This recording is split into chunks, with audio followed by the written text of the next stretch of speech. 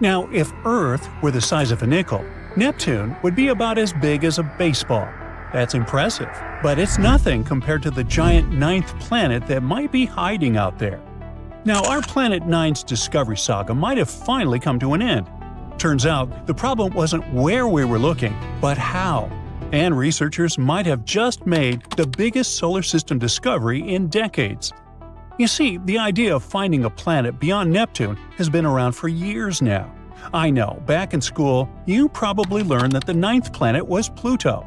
But forget about Pluto. It's been demoted to a less fancy category since 2006. What I'm talking about is the Planet 9, a hypothetical giant planet that could be our cosmic neighbor. We've never actually seen it, but scientists are pretty sure it's out there somewhere, hiding in the outer solar system. To explain why they think that, we need a sheet of paper. Hey, here's one. We place a coin on it, and suddenly, it starts to move. Unless we're talking about some kind of superpower, there's no way this coin is moving on its own, right? So, you figure someone must be on the other side, holding a magnet and moving it around.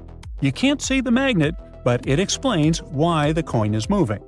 That's kind of what's happening with Planet 9. We can't see it, we can't prove it, yet, but its existence could explain the strange movements we see out there in space. For example, the planets in our solar system orbit on a flat plane that's tilted about 6 degrees relative to the Sun. But why 6 degrees? Well, no one really knows for sure. Some scientists think those orbits might be slightly tilted because of the pull of a ninth planet.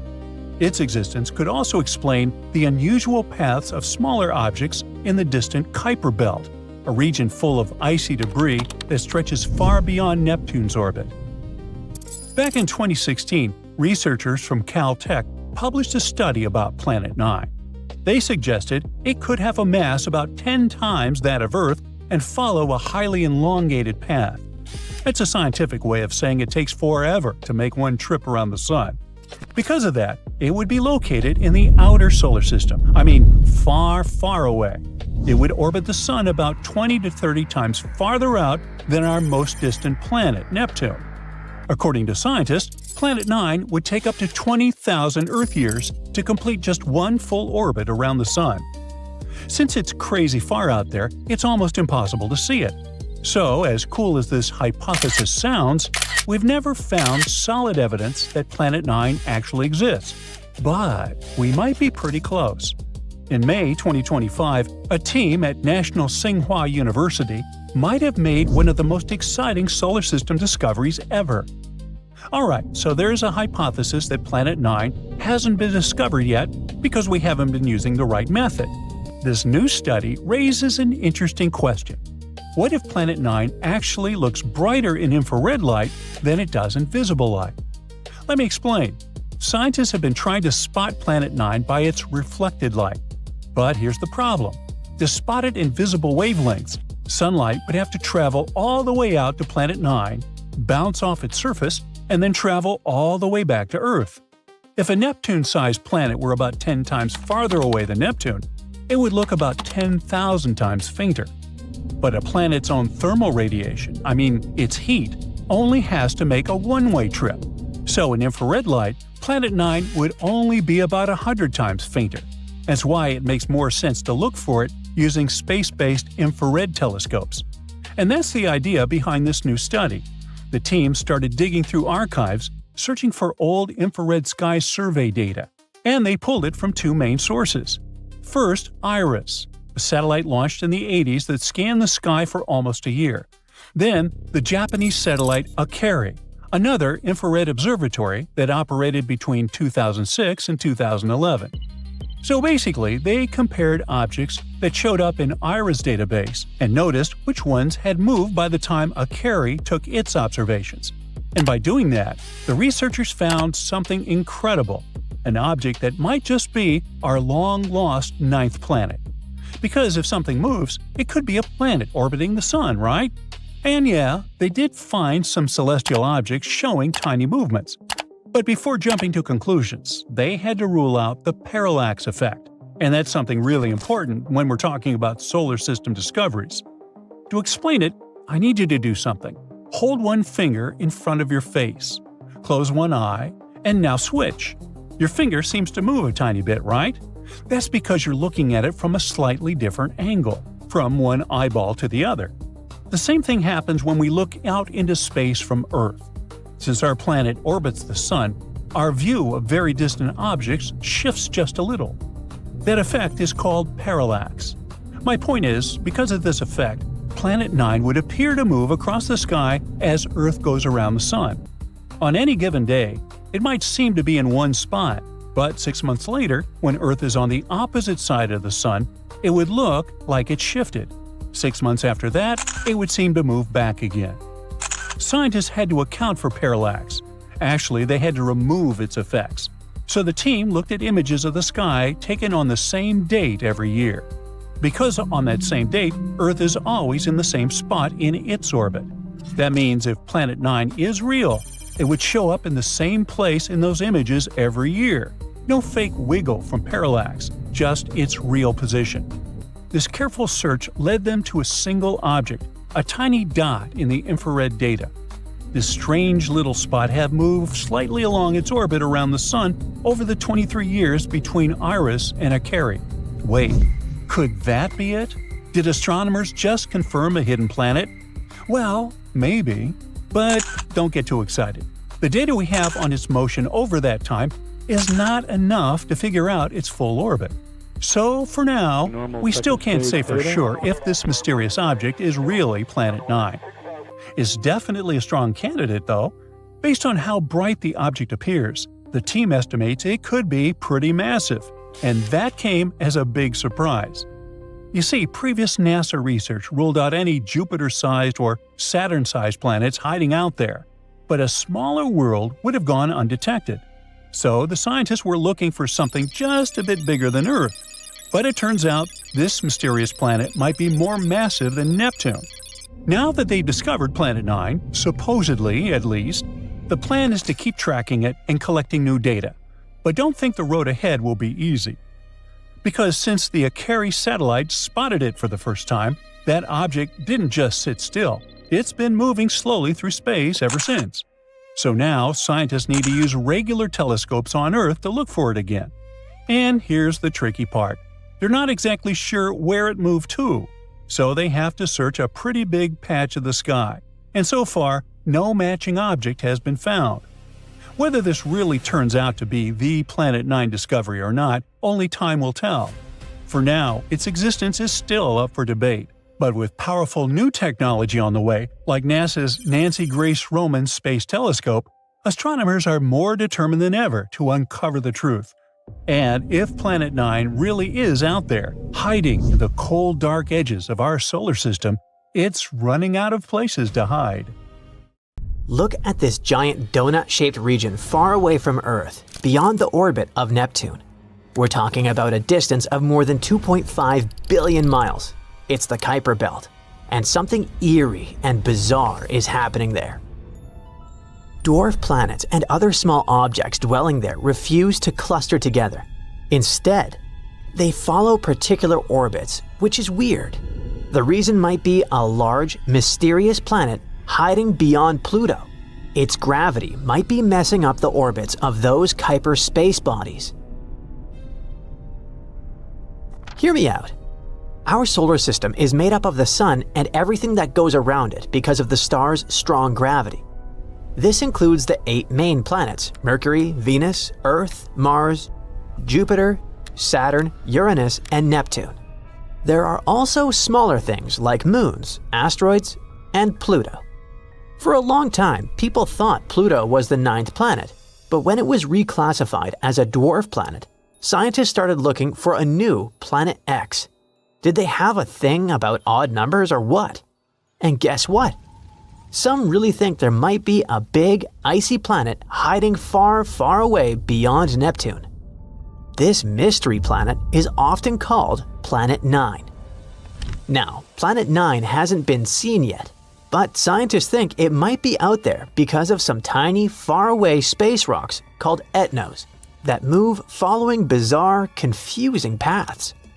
These paths seem to be grouped together and tilted in a way that doesn't happen by chance. This could mean there's a hidden planet pulling them into place with its gravity. If Planet 9 is real, it might be 5 to 10 times heavier than Earth. It would also be super far away, hundreds of times farther from the Sun than Earth is. Over the years, scientists have guessed different distances for its orbit, and the newest guess in 2025 says it could be about 290 times farther from the Sun than Earth. There are some cool ideas about where Planet 9 came from. It might have started as a big planet that Jupiter once kicked out of the inner solar system, or it might have come from another star or even wandered around space on its own before getting caught by the Sun's gravity. Even though scientists have looked really hard using powerful telescopes, no one has actually seen Planet 9 yet, and so far, its existence is still just a theory. But recently, a group of researchers tried something clever. They used data from two special space surveys called ERAS and ACARI. These two looked at the sky in invisible light, far infrared, about 23 years apart, which is helpful because Planet 9 is supposed to move very slowly.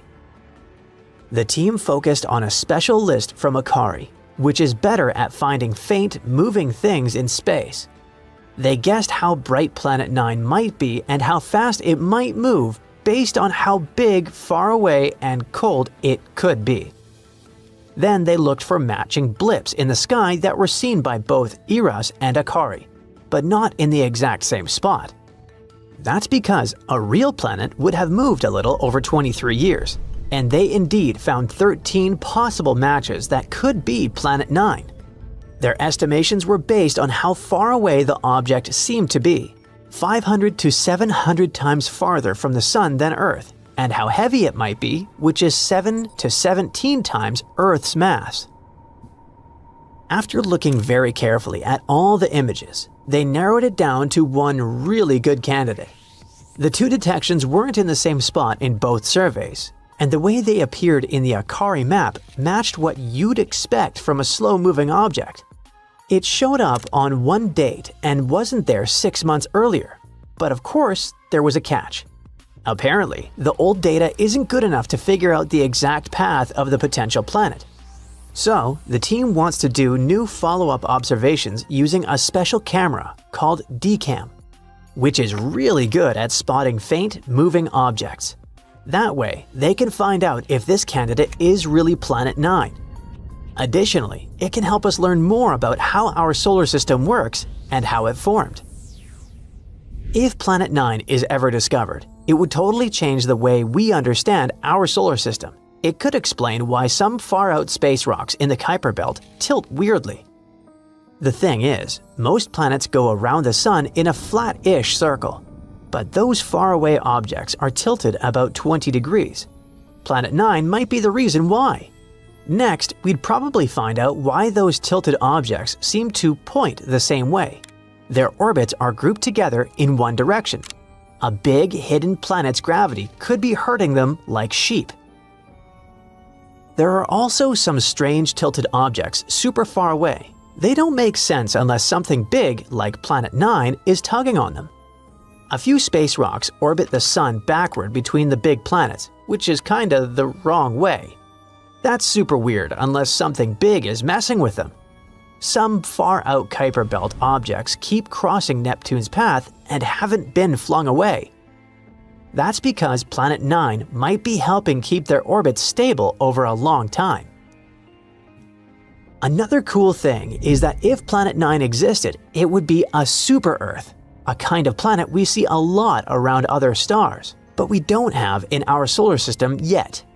So finding one here would make our solar system more like the others out there. Throughout history, people have been wondering if there could be hidden planets far beyond Neptune, even before Pluto was found. Back in 1880, a guy named George Forbes guessed there might be two unknown planets way out there, one about 100 times farther from the Sun than Earth, and the other about 300 times farther. He thought these mystery planets might be pulling on some comets and changing their orbits, kind of like how Jupiter does with the comets near it. In 2004, scientists found a weird little world called Sedna. It had a strange path around the Sun that didn't seem to be affected by any of the known planets. Its closest point to the Sun, called perihelion, is way too far for Neptune to be the reason. This made some scientists wonder if Sedna got pushed into its path by a hidden planet, maybe even something as big as Earth or bigger. Others thought maybe it was a star that flew by a long time ago or another star that formed near ours. Then, in 2014, another odd object was discovered. It had a very similar orbit to Sedna, which made people even more suspicious that there could be something big out there messing with their paths. This kicked off a new round of the Planet X or Planet 9 hunt. At a meeting in 2012, a scientist named Rodney Gomez said that maybe there was a big, hidden planet around 1,500 times farther from the Sun than Earth. He thought it could explain the orbits of other odd objects, like some far-out comets and centaurs, small bodies that wander among the giant planets. At that time, those who supported the Planet 9 theory believed that if it existed, it would move around the Sun in a huge, stretched-out circle called an elliptical orbit. It would be about 400 to 800 times farther from the Sun than Earth is, about 13 to 26 times farther than Neptune. If it really had that kind of orbit, it would take around 10,000 to 20,000 years to go around the Sun just once. Plus, if it indeed orbited the Sun, it wouldn't follow the same flat path as the other planets. Its path would be tilted by about 15 degrees to 25 degrees. The farthest point in its orbit, called aphelion, would be in the direction of the Taurus constellation. As for the closest point, it would point towards Serpens, Ophiuchus, or Libra.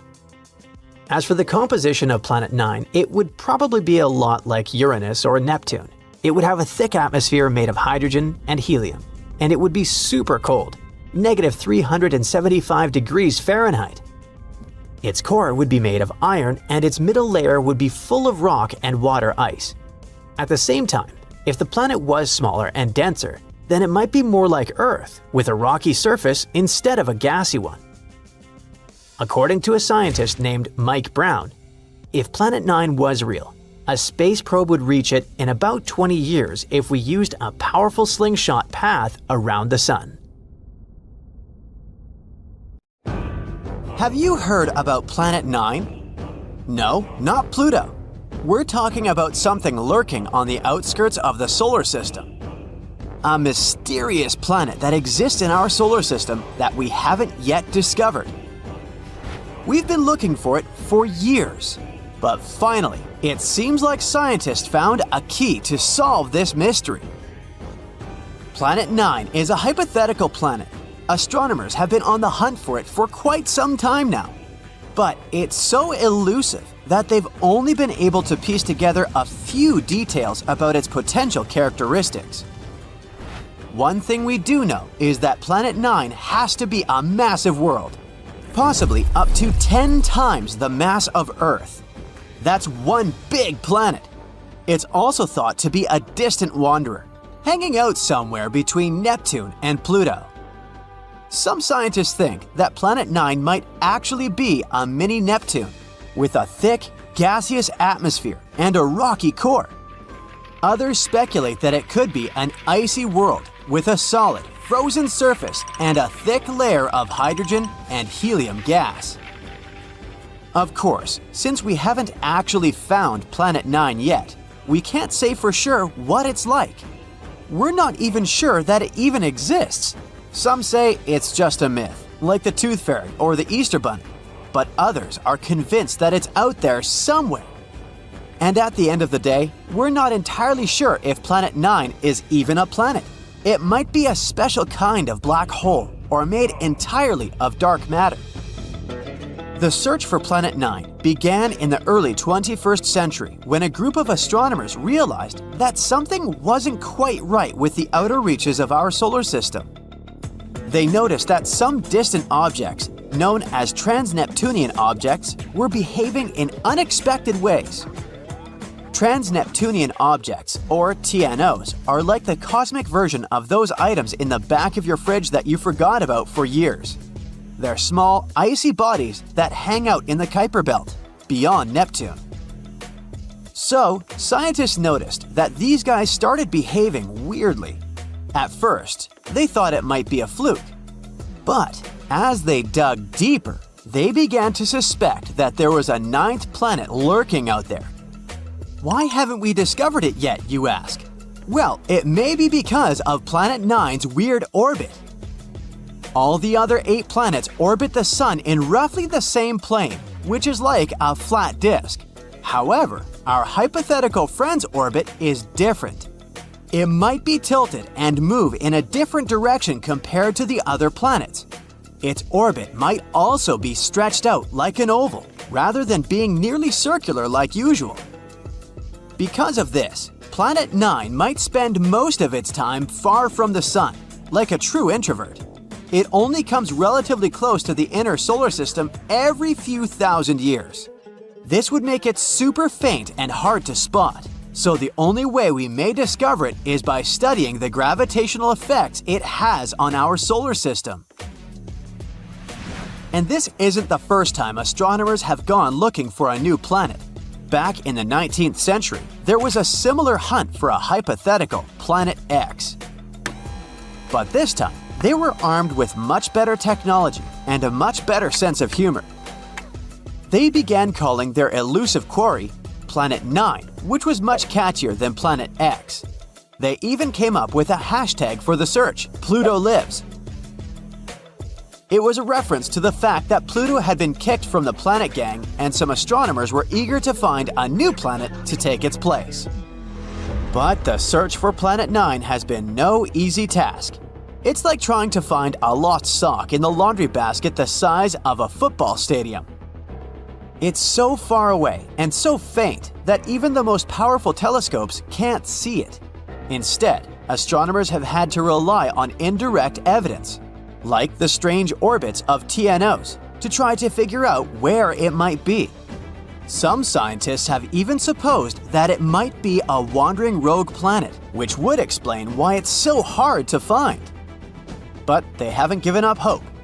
Till this day, they're scouring the skies using all sorts of high-tech telescopes and fancy algorithms to try and spot this elusive planet.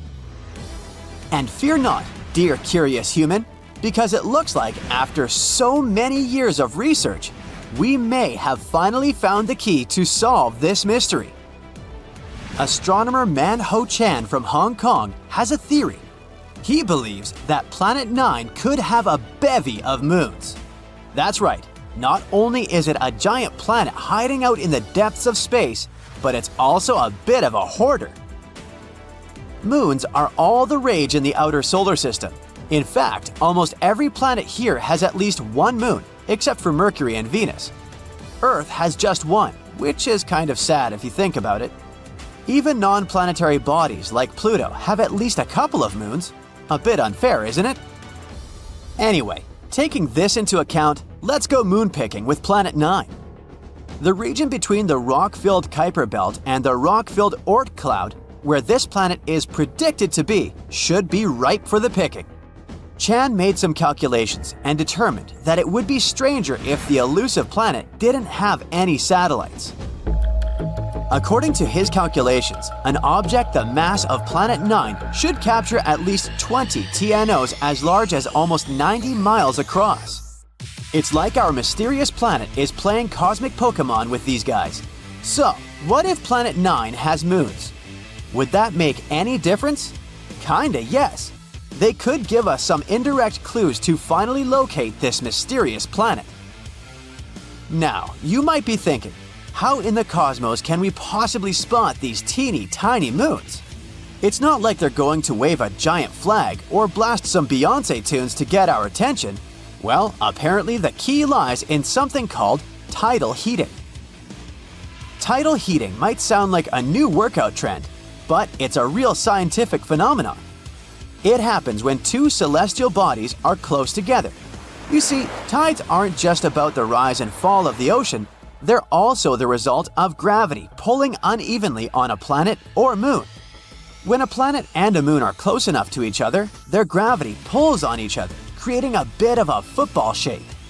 And as these celestial bodies move around each other, they shift shape and generate friction inside, which produces heat. Wow, who knew that Planet 9 could have a workout routine? Perhaps we should start calling it Gym Planet instead. Anyway, if Planet 9 has any moons, the gravitational pull from these moons would cause it to change shape constantly, generating heat in the process. And we might be able to detect this mysterious planet through the heat produced by those moons, even though it gives off no other signals. Now, before you get too excited, finding them won't be a walk in the park. They're incredibly small and would be very far away from us. But hey, nothing worth discovering ever came easy, right? Scientists are optimistic that with the right technology, they can spot this telltale sign. It will be easier for us to spot them with fancy instruments like modern telescopes. Talk about cool friends to have, right? Sure, the process of finding it may be difficult and time-consuming, but the potential payoff is huge. Finding this planet could explain a lot of the strange behavior observed in TNOs, the Kuiper Belt, and beyond. As we've already mentioned, they've been acting super weird lately, tilting and aligning in suspicious ways. If this planet doesn't actually exist, we have yet to explain what is the reason for this strange behavior. In any case, the search for Planet 9 is one of the most exciting and intriguing quests in modern astronomy. It's like a cosmic scavenger hunt, and everyone's invited to join in on the fun. So, grab your telescopes and let's go planet hunting. Who knows, maybe we'll find it sooner than we think. Well, the space object 3I Atlas just whipped past the sun, and instead of clearing things up, the new images made everything even stranger. Because if this thing really is a comet, then it's the strangest comet ever recorded. And if it's not a comet, then we're watching something completely new invade our solar system. So, should we be worried? This all started back in July 2025. Astronomers using the Atlas Survey Telescope in Chile spotted a faint, super fast-moving object, something unlike anything they'd seen before. That was our first look at 3I Atlas, and right away, scientists had a lot of questions. Where did it come from? What's it made of? But more importantly, what is this thing? At first glance, it almost looks like a tiny cell, right? Like something you'd see under a microscope, with a bright center like a nucleus and this fuzzy outer layer. But when we look at it from a different angle, the mystery clears up. That glow is actually a comet tail. It's precisely because it looks like and behaves like a comet that NASA finally confirmed it. Yup, 3I Atlas really is a comet. The big giveaway is that it has an icy nucleus and a coma, which is that glowing cloud of gas and dust surrounding it. But this comet is a very special one because it didn't come from our own solar system. It came from somewhere else in the Milky Way, and that's ridiculously rare. To give you an idea, we've only ever seen 3 objects like this, period. The first 2 interstellar visits were the famous Oumuamua and the comet Borisov, and now 3I Atlas. Cool, but you might be asking, how do we know it actually came from outside our solar system? You see, normal comets are bound to the sun. They swing around it in these big looping orbits. But 3I Atlas isn't doing that. Its crazy speed and path show it's not on a closed orbit around the sun. And the only logical explanation is that it came from another star system and, just wandered into ours by chance. In other words, this is just a visitor passing through our solar system, and is doing it at a ridiculous speed. When we first spotted it, it was going around 137,000 miles per hour. So this object probably spent millions of years cruising through deep space just to hang around our solar system for a few months. And after this quick visit, it'll vanish into interstellar space, and we'll never see it again. Recently, 2 European Space Agency satellites, along with several NASA spacecraft near Mars, captured new images of 3I Atlas zooming in as it passed the red planet. And one of those images is pretty incredible, showing a cloud of hydrogen atoms around the comet. Scientists were pretty excited about that, as every bit of information we get from this visitor matters. Because the reality is, there are still a lot of unanswered questions about this object, starting with its size. We can't pin it down exactly yet, but NASA says it could be anywhere from about 1,400 feet to around 3.5 miles in diameter. Its exact shape is another mystery, because our telescopes can't really get a clear look at it. The nucleus is buried inside this bright coma of gas and dust, and the sunlight reflecting off all that dust basically blinds us. So for now, we're trying to see it through a bright, dusty fog. If you put all the pieces together, its behavior, its chemistry, and the images we've gotten so far, everything points to 3I Atlas being a comet. But even with all that, there are still some pretty controversial ideas floating around about what it might be. Not long after it was discovered, Harvard astrophysicist Avi Loeb said there's maybe a 30 to 40% chance this object isn't something naturally formed. That comment kicked off a wave of online buzz, with people jumping to wild possibilities. Like maybe it's some kind of extraterrestrial tech, or worse, a threat to Earth. Ooh. According to this theory, 3I Atlas might be a massive extraterrestrial mothership. Its odd trajectory could mean it's sending out little satellites toward Jupiter to collect intel for some extraterrestrial civilization. So, in that version of the story, this isn't just a comet. It's basically advanced space spy tech. But then the obvious question is, why spy on Jupiter, right? I mean, wouldn't Earth be way more interesting to an interstellar civilization? Well, in this theory, Jupiter is the target because it's so much bigger than Earth and the other neighboring planets. The idea that a planet that massive could act kind of as an interstellar beacon, something that stands out from far away. The region near Jupiter is another big reason. It's almost like it's an ideal parking spot, where space technology could basically hang out without using much fuel at all. In other words, if you were going to place advanced satellites somewhere to watch a planet, well, that's prime real estate. Pretty cool, huh? But as fun as that theory is, we gotta come back down to Earth for a second.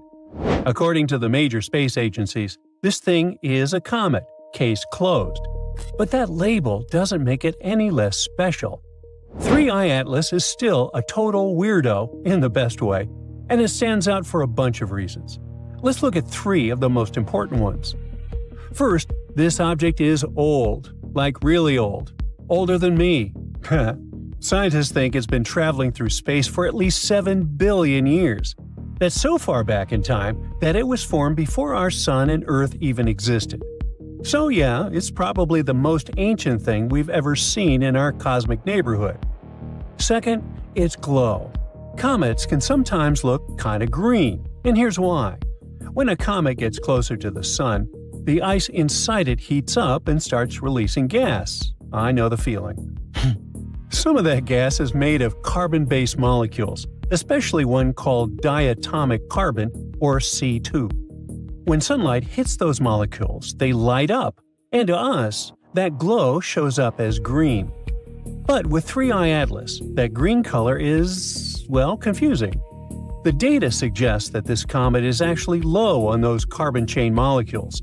So, the big mystery is, if it doesn't have much C2, how is it glowing green at all? Well, nobody knows. And now, the third thing that makes this comet stand out. It seems to be giving off a metal alloy we've basically never seen in nature. So this comet is releasing a plume that contains nickel. That's normal. What's strange is what's missing: iron. In comets, nickel and iron usually show up in pretty similar amounts. Here, we're seeing nickel, but no clear sign of iron. And that's almost unheard of. If the data holds up, it points to an alloy called nickel tetracarbonol, something we've only ever seen before in human-made industrial processes, not out in space. No other known object has shown this kind of signature. Well, now that you're familiar with 3I Atlas, we gotta answer the biggest question of all. Is it a threat to us? Good news! No, the comet isn't dangerous, and it's going to stay really far from Earth. So we can all take a deep breath. Well, I feel better. Although it's harmless, tracking it has been super valuable for planetary defense. You see, space agencies are always watching asteroids and comets, running the numbers on their orbits, and making sure we'd get a warning if something ever did head our way. But 3I Atlas gave them something new to practice with. This is the first time tracking data from spacecraft orbiting another planet were officially submitted to and accepted by the Minor Planet Center. That's the big global database where asteroid and comet observations get collected and checked, so scientists everywhere can stay on the same page. So, in a way, 3I Atlas was like a rehearsal. Gathering data like this from a totally new setup helps researchers sharpen their methods and improve how we spot future space objects. And that means better detection, faster tracking, and more readiness, just in case the next visitor isn't quite so friendly. Uh-oh. A few years ago, NASA caught a mysterious green glow on Jupiter. It was moving at breakneck speed and almost escaped detection. Could it be proof that Jupiter has secrets we've been missing for decades? And if so, how will it affect us humans on Earth? Well, the truth is, astronomers didn't just stumble across this phenomenon. They've been studying Jupiter very carefully for a long time. The reason is the Juno mission. The Juno spacecraft was launched in 2011, and it reached Jupiter in 2016. Since then, it's been orbiting the planet and collecting tons of data. Juno's job is to help us understand what Jupiter is made of, how its atmosphere works, and what's happening deep inside the planet. In 2020, one of Juno's cameras, called JunoCam, clever, captured something strange. Near Jupiter's North Pole, a bright green flash of light occurred. This light appeared to be moving very fast. Capturing fast-moving objects in space is extremely difficult. That's why this image surprised many scientists. So, what could this green glow be? The most plausible and widely accepted explanation is lightning. But lightning on Jupiter is very different from lightning on Earth. On Jupiter, lightning forms inside massive clouds made of ammonia and water. These storms are far stronger than anything we experience here, and they can produce unusual colors, including green. But what if the green glow isn't lightning at all? Why didn't we see it before? This glow could always exist, but it probably moved too fast for our cameras to catch until now. Anyway, if we spot it again, we would be able to study it more closely and figure out what's really going on. Until then, a lot of the explanations are still educated guesses. Another question is what this might mean for Earth. Scientists are sure it won't have any direct impact on our planet. But the discovery is still important. It shows that weather-like phenomena such as lightning exists on other planets, and sometimes in much more extreme forms. Like on Mars, for example. Scientists have just discovered that the planet's atmosphere crackles with static electricity. In other words, Mars has tiny lightning. Back in 2021, when a dust devil rolled over NASA's Perseverance rover, scientists expected to hear the usual stuff: sand scraping, wind rushing past. Instead, the rover picked up a faint pop. At first, it didn't make much sense, and now, researchers finally think they know what it was. That sound likely came from electricity discharging in Mars's thin air. Basically, mini lightning on Mars. It doesn't look like lightning on Earth. There are no bright flashes streaking across the sky. Mars's atmosphere is too thin for that. Instead, these are tiny sparks. Still, they count as lightning, which officially makes Mars the third planet beyond Earth known to have lightning, after Jupiter and Saturn. How did scientists find this? Well, Perseverance has a microphone called SuperCam mounted on its mast. Over 2 years, it recorded about 28 hours of Martian sound, and hidden in all that audio were 55 short bursts that matched what you would expect from small electrical discharges. The sparks were super tiny, like those little shocks you get when you touch a doorknob after walking across a carpet. Yeah. Each spark lasted only milliseconds, but 7 of them also lined up with electromagnetic interference.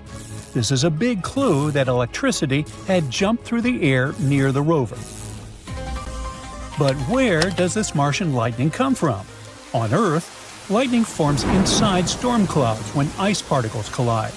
Now Mars doesn't have rainstorms like that. It's too cold and dry, but it does have a lot of dust. When strong winds whip dust grains around, they rub into each other and trade electric charges. Scientists use a long and complicated word to describe this phenomenon, triboelectrification. But the idea is simple. Friction builds up electricity. Once that charge grows strong enough, it releases. That release creates both sound and electromagnetic waves, the very signals Perseverance detected. These tiny sparks might sound harmless, but they matter a lot. Electrical activity can change Mars's chemistry. It may help create reactive chemicals like hydrogen peroxide and percolates, which break down organic matter. That could help explain why Mars struggles to preserve signs of ancient life. Electricity might also affect how dust moves. Charged dust lifts more easily, which could help dust storms grow and support themselves. That creates something like a feedback loop. More dust, more charge, more storms. And there's a practical side too. These sparks won't hurt astronauts directly, but they could interfere with electronics or damage sensitive equipment. Knowing when and where they happen will help engineers design future missions and future spacesuits to handle Mars's electrically active environment. Now, let's move further away from the Sun. Here's something that might change how you picture the solar system. New simulations suggest that Uranus and Neptune might not be giant balls of ice after all. They could actually be much rockier on the inside, with thin icy layers around. Researchers at the University of Zurich ran new models and found that these ice giants don't have to be ice-dominated to match what we observe. In fact, many of their simulations work just as well if these planets contained a lot more rock than expected. Based on the data we have today, Uranus and Neptune could be rock-heavy or ice-heavy. There's just not enough information to choose between the two. That's why scientists keep calling for missions that would orbit these planets and study them up close. Voyager 2 flew past Uranus in 1986 and Neptune in 1989. It grabbed a few measurements and kept going. No spacecraft has ever stayed long enough to really figure out what's happening beneath the clouds. So scientists rely on computer models built from limited clues. The classic ice giant picture still works, but it's no longer the only explanation that fits the data. Now, another astonishing discovery involves Uranus's moon, Ariel. Even though it's small, scientists now think it could have once hidden a massive underground ocean that made up more than half of its entire volume. That ocean could have been around 105 miles thick, and it might have existed as recently as 1 billion years ago. Ariel is only about 720 miles wide, roughly a third the size of Earth's moon. Because of that, scientists used to assume it couldn't hold on to heat for very long. Newer research doesn't quite agree. When Voyager 2 flew past Uranus in 1986, it sent back images showing that Ariel's surface didn't look old and frozen. Instead, the moon looked relatively young and active, with cracks, ridges, and even signs of ice volcanoes. Some of those features look surprisingly similar to what we see on moons, like Europa, Enceladus, and Triton. And those are places we already know have oceans beneath the ice. Later on, scientists also found traces of ammonia and carbon-based compounds on Ariel's surface. Those chemicals usually don't last long, unless something keeps bringing them up from below, which often means liquid water underground. Researchers built models of what the inside of Ariel might look like. In their simulations, the Moon had a brittle outer crust, a softer layer underneath, a deep ocean below that, and a solid core at the center. After that, they tested how Ariel's crust would react to tidal forces, the constant stretching and squeezing caused by Uranus and nearby moons. It turns out that if Ariel's crust was less than about 19 miles thick, it would crack under a serious amount of tidal stress.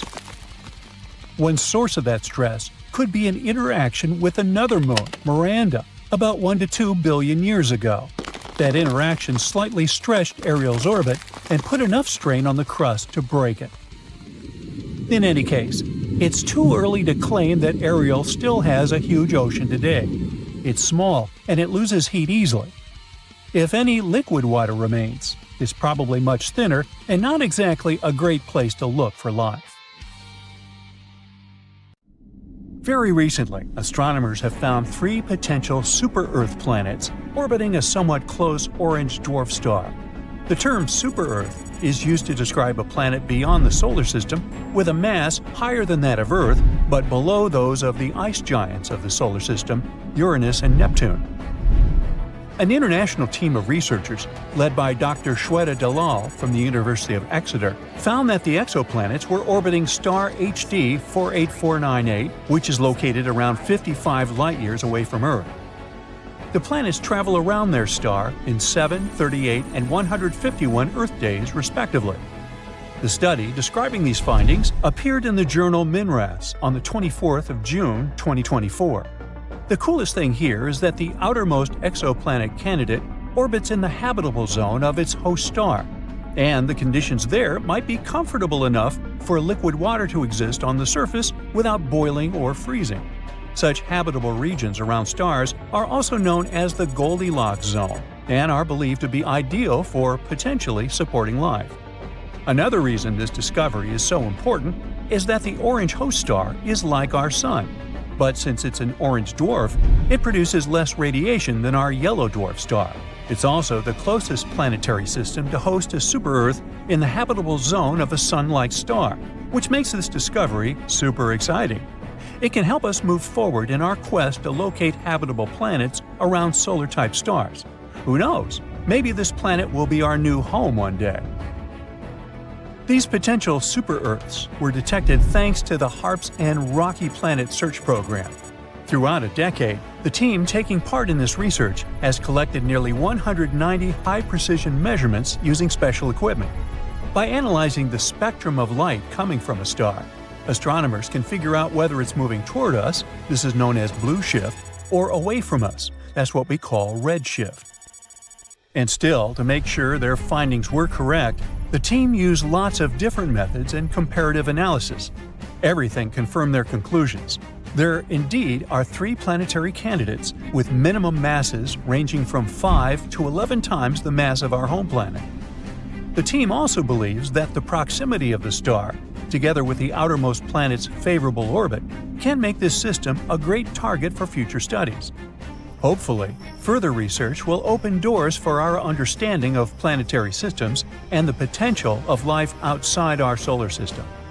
Scientists have already discovered more than 5,000 exoplanets, which are planets outside the solar system, since the first such world was confirmed orbiting a Sun-like star in 1995. To find those distant planets, astronomers used different equipment, like NASA's Kepler Space Telescope, launched in 2009. Its mission was to find as many Earth-like planets dwelling in the Milky Way galaxy as possible.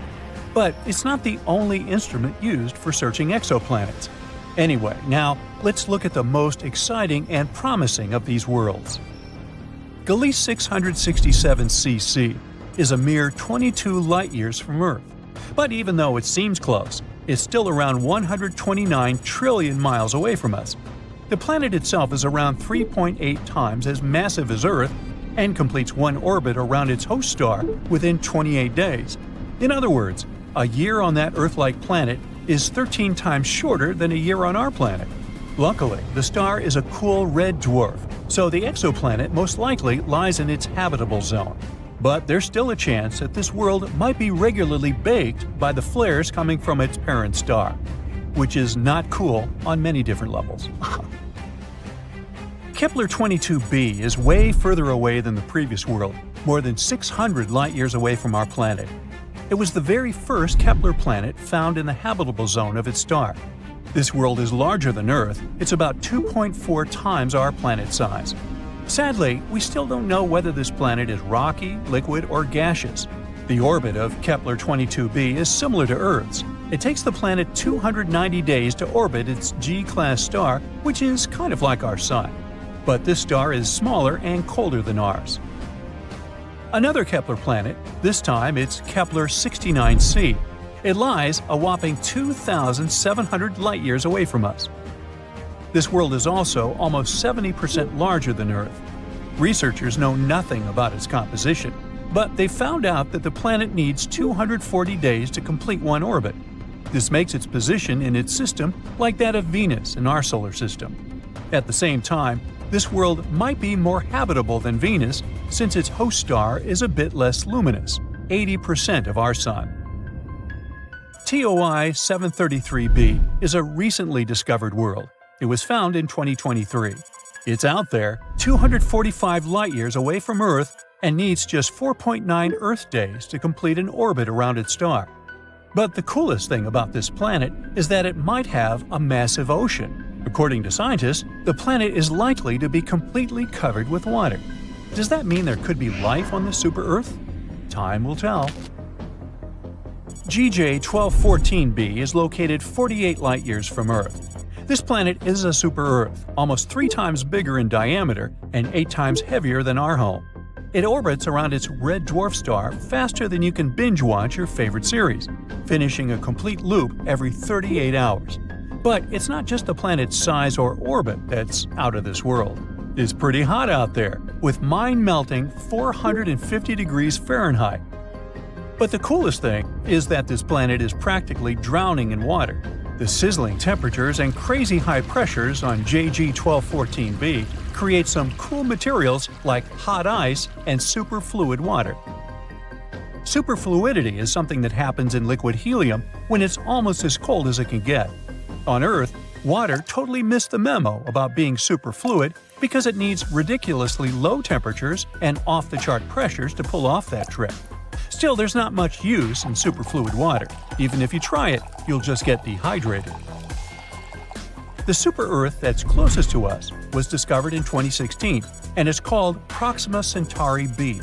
It's located a mere 4 light-years away from Earth and has a mass remarkably similar to that of our planet. A year on Proxima Centauri b is short.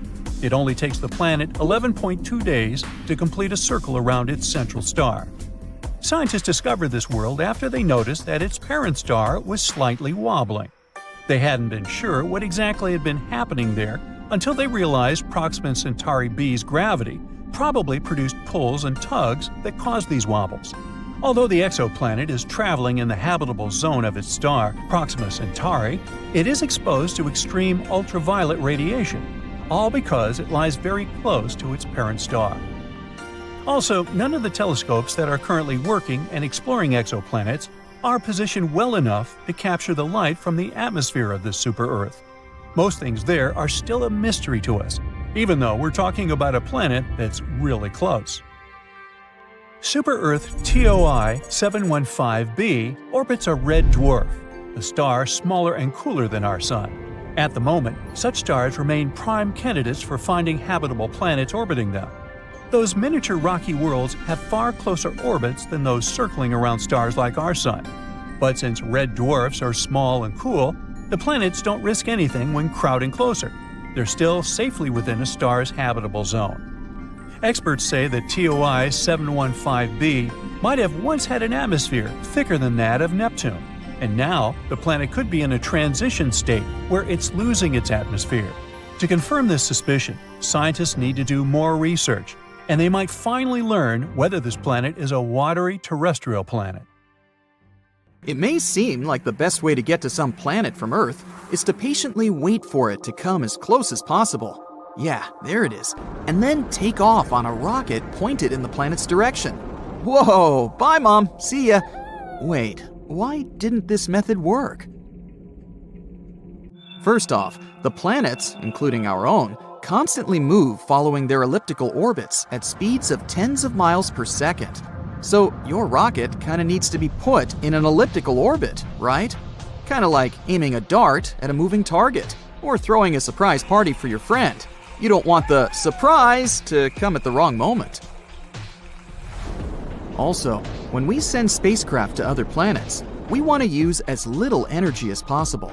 And to get to any planet out there in the easiest way possible, you actually need a special trick called the Hohmann transfer orbit. Let's say you want to travel to Mars. You have to wait until Earth and the red planet are in the right positions, so you don't get lost up there or run out of fuel somewhere halfway. Traveling there using a Hohmann transfer orbit would take about 259 days. That's because the transfer orbit between Earth and Mars takes 517 days to complete a full orbit, and the trip to Mars covers half of that orbit. Couldn't you just travel faster? Well, yeah, but that would waste way more fuel, which would make the launch more complicated, since the rocket would be too heavy. Basically, it would be like a dog biting its own tail. If you could travel at the speed of light, it would take you 12.5 minutes. Also, when your rocket finally gets to the other planet, it still needs to slow down to go into orbit around it, or even land on its surface. This means it will use more energy. But you can try to use as little as possible and maybe go with things such as parachutes or aerodynamic braking. It's kind of like if you were riding your skateboard and needed to stop. You wouldn't just crash into a wall. You'd use your foot or something to slow down gradually. Traveling to Venus is a bit quicker. It would take you about 146 days. That's not bad. But the problem is you'd still need to wait for about 2 years before coming back to Earth. That's necessary because the planets need to realign themselves properly so that the spacecraft can meet Earth's orbit when it returns. So, in total, a round trip to Venus would take around 2 years and 1 month, including the waiting time. And that waiting time wouldn't be that pleasant, considering that's the hottest planet in our solar system. Let's say you want to travel to Jupiter. How long will that take? It depends on a lot of things, mainly its position. Plus, how fast are you traveling? If you want to use the best technology we have right now, you should know that it took the fastest spacecraft ever built, NASA's New Horizons, just over a year to reach Jupiter. But keep in mind that the New Horizons mission was just a flyby. The spacecraft didn't actually go into orbit around Jupiter. If you wanted to stay in orbit and explore Jupiter up close, it would take way longer.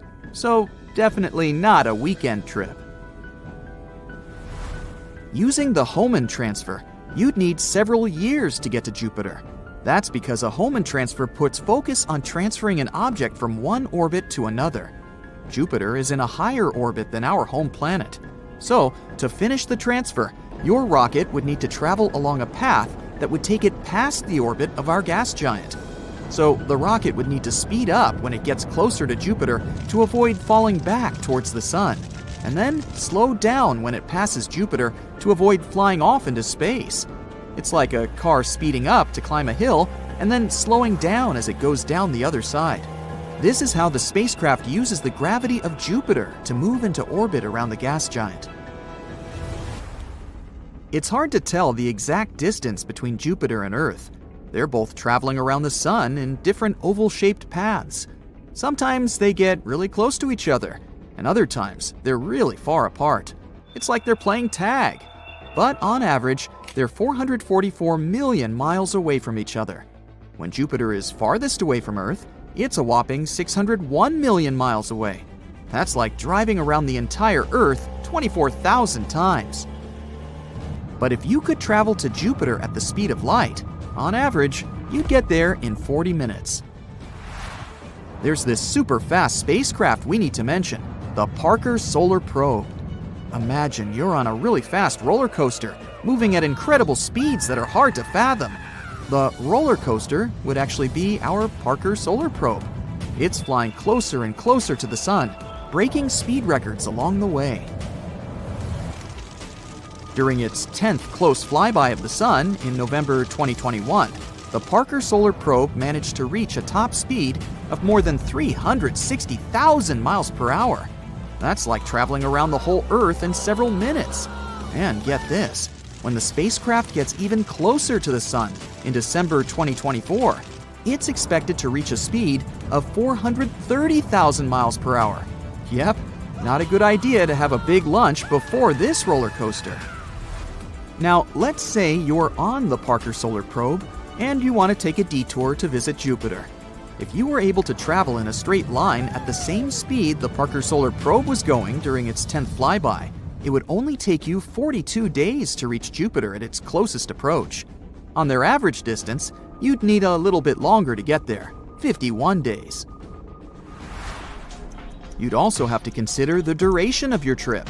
There are two ways your rocket can arrive at a planet, either by going into orbit around the planet or by just flying by really fast. If the spacecraft is supposed to go into orbit, it needs to slow down when it gets close to the planet. Imagine it gets captured by the planet's gravity and starts going around it. Better to slow it down when it arrives then. And this means burning lots of extra fuel and making your trip longer. Here's something interesting. To travel faster, we can use something called gravity assist. That means we use the gravity of planets and other objects in space to give us a little push and speed our precious rocket up. That's how the Voyager spacecraft were able to travel to Saturn and beyond.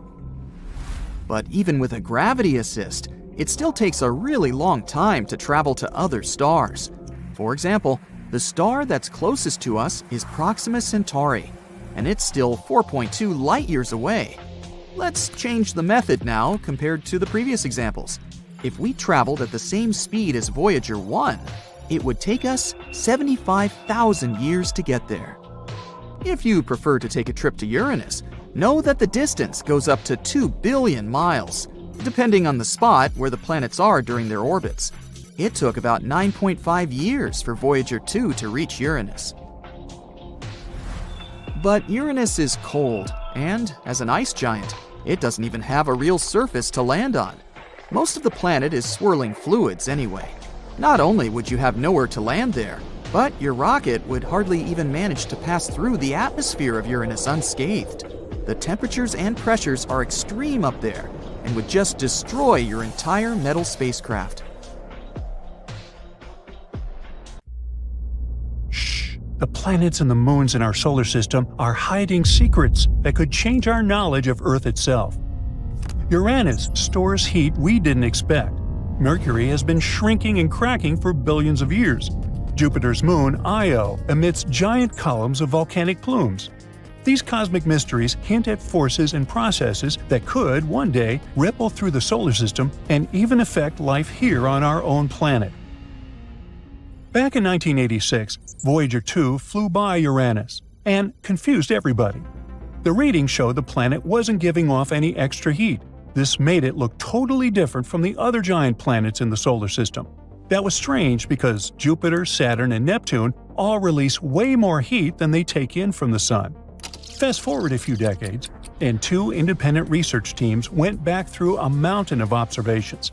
What they found changes the story. Uranus does give off more heat than it receives. About 12.5% more to be exact. The two studies show that Uranus is still slowly releasing leftover heat from its early days.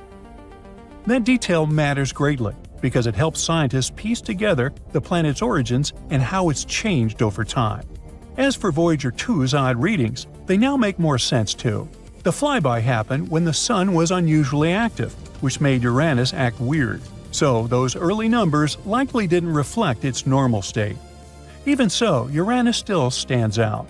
Jupiter pushes out 113% more heat.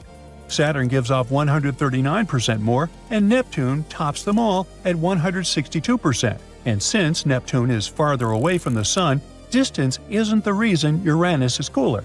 Something unique is happening deep inside. Maybe the planet's structure is different, or maybe its past somehow shaped it in another way. Another weird space body in our solar system is Jupiter's moon Io. Oh, by the way, did you know that Io has a brother moon named EIE? So, through a telescope looking at Jupiter, you can sometimes see them. EIE Io. Right next to Old MacDonald. Hey, I thought it was funny. Anyway, back in 1979, Voyager 1 zipped past Io and saw something jaw-dropping. Giant volcanic plumes were blasting straight into space. It was the first time humans had ever seen active volcanism beyond Earth. Io looked wild, and ever since then, scientists have been trying to figure out what makes this little moon so ridiculously volcanic. For decades, one leading idea was that Io hid a global magma ocean just under its crust. That would explain why volcanoes are scattered pretty evenly all over the surface, as if they're feeding off the same underground reservoir of molten rock. NASA's Galileo spacecraft even seemed to back this up in the 1990s and early 2000s. Its magnetometer picked up a weird magnetic signal that looked like it came from a huge electrically conductive layer, basically liquid rock. By 2011, the consensus was that Io was sitting on a magma ocean several dozen miles thick. But now that theory has been flipped on its head. NASA's Juno spacecraft has been looping around Jupiter since 2016, and in late 2023 and early 2024, it made a couple of super close flybys of Io. The main goal was to figure out what was going on inside. Juno carries a super precise radio transponder that scientists use like a stethoscope. Io's gravity field tugs on the spacecraft ever so slightly, changing the radio signal. By mapping those tiny shifts, the team can see how mass is distributed inside Io. The verdict is there's no shallow magma ocean sloshing under the crust. Otherwise, Juno would have picked up way more distortion in Io's gravity field as Jupiter's tidal pull flexed the moon. But the data showed nothing of the sort. This leaves planetary scientists with a big puzzle. If there's no magma ocean, what's powering the most volcanically active body in the solar system? Io's volcanism is likely driven by tidal heating, because Io's orbit is a little stretched out by the gravitational tugs of neighboring moons. Jupiter constantly squeezes and releases this little world. The crust can rise and fall by as much as 330 feet, and all that flexing creates frictional heat inside the moon. Tidal heating does make magma, but if it's not pulling into a giant ocean, maybe it's stored in smaller scattered reservoirs within the crust. On Earth, different magma chambers feed different styles of volcanoes, but since Io doesn't have plate tectonics, it probably doesn't have the same variety. The new results don't totally rule out a deep magma ocean buried way below the crust. But if that exists, it would be so dense and iron-rich that it wouldn't rise easily to the surface. At that point, it's hard to tell whether we'd even call it a magma ocean or just a molten core. Now, at the same time, Jupiter's moon Europa, for example, is also tidally heated. But in its case, the heat likely sustains a salty liquid water ocean beneath an icy shell. Saturn's moon Enceladus is another great case. The Cassini spacecraft not only found signs of a hidden ocean, but even flew through plumes of water erupting from its south pole. So why does tidal heating make water oceans on some moons, but not magma oceans on Io? The thing is, magma is lighter than solid rock, so it wants to rise and erupt quickly instead of sticking around in one giant pool. Water, on the other hand, is heavier than ice, so it sinks and collects into a stable ocean beneath the crust. That's why magma oceans are so hard to sustain, while water oceans are relatively easy. In any case, even though tidal heating may not be great at making magma oceans, it's excellent at making water oceans. And since water is the key ingredient for life, moons across the solar system, Europa, Enceladus, and maybe others too, could be hiding habitable environments beneath their icy crusts. Io might be a volcanic inferno, but it's helping scientists figure out where else we might actually find life in our solar system. Now, let's move closer to Earth and explore Mercury. Believe it or not, this planet and our favorite pastries have something in common. They both shrink as they cool. Mercury formed about 4.5 billion years ago, and ever since then, it's been slowly losing heat. As the planet cools, its rocky shell contracts, just like a cheesecake or cookie that cracks when it comes out of the oven. Mercury develops fractures in its crust. These show up as thrust faults, giant cracks that push up sections of the planet's surface to make room for its shrinking interior. By looking at how those faults have lifted up Mercury's terrain, scientists can figure out how much the planet has shrunk over time. But earlier estimates were all over the place, ranging anywhere from less than a mile to more than 4 miles of lost radius. That's a pretty big range. So figuring out a more precise number has been a long-standing puzzle. To tackle the problem, researchers tried a new way of measuring Mercury's shrinkage. The old method used the length and height of uplifted landforms, but the results shifted depending on how many faults you counted in the dataset. More faults, one answer. Fewer faults, a different answer. That inconsistency made things messy. The new method avoids that issue. Instead of relying on every single fault, it focuses on the biggest one in the set. It's like finding the biggest crack in a cookie and using it as a baseline to estimate how much the whole thing cooled and contracted. Now, to test this, the researchers ran their method on 3 separate datasets. One had 5,900 faults, another had 650 faults, and the last one had just 100. And no matter which dataset they used, the results stayed consistent. Mercury has likely shrunk by about 1.2 to 2.1 miles due to faulting alone. But the planet didn't just get smaller because of its cracks. Scientists added shrinkage from other cooling processes to their fault-based results and found that the planet has gotten up to 3.5 miles smaller since it first formed. These new numbers don't just show how much Mercury shrank, they also give clues about its thermal history. They tell us how fast it cooled, how its interior changed over time, and how its crust reacted to that cooling. And this method isn't just for Mercury either. Researchers think it could also be used to study tectonics on other planets, like Mars, which has faults on its surface too.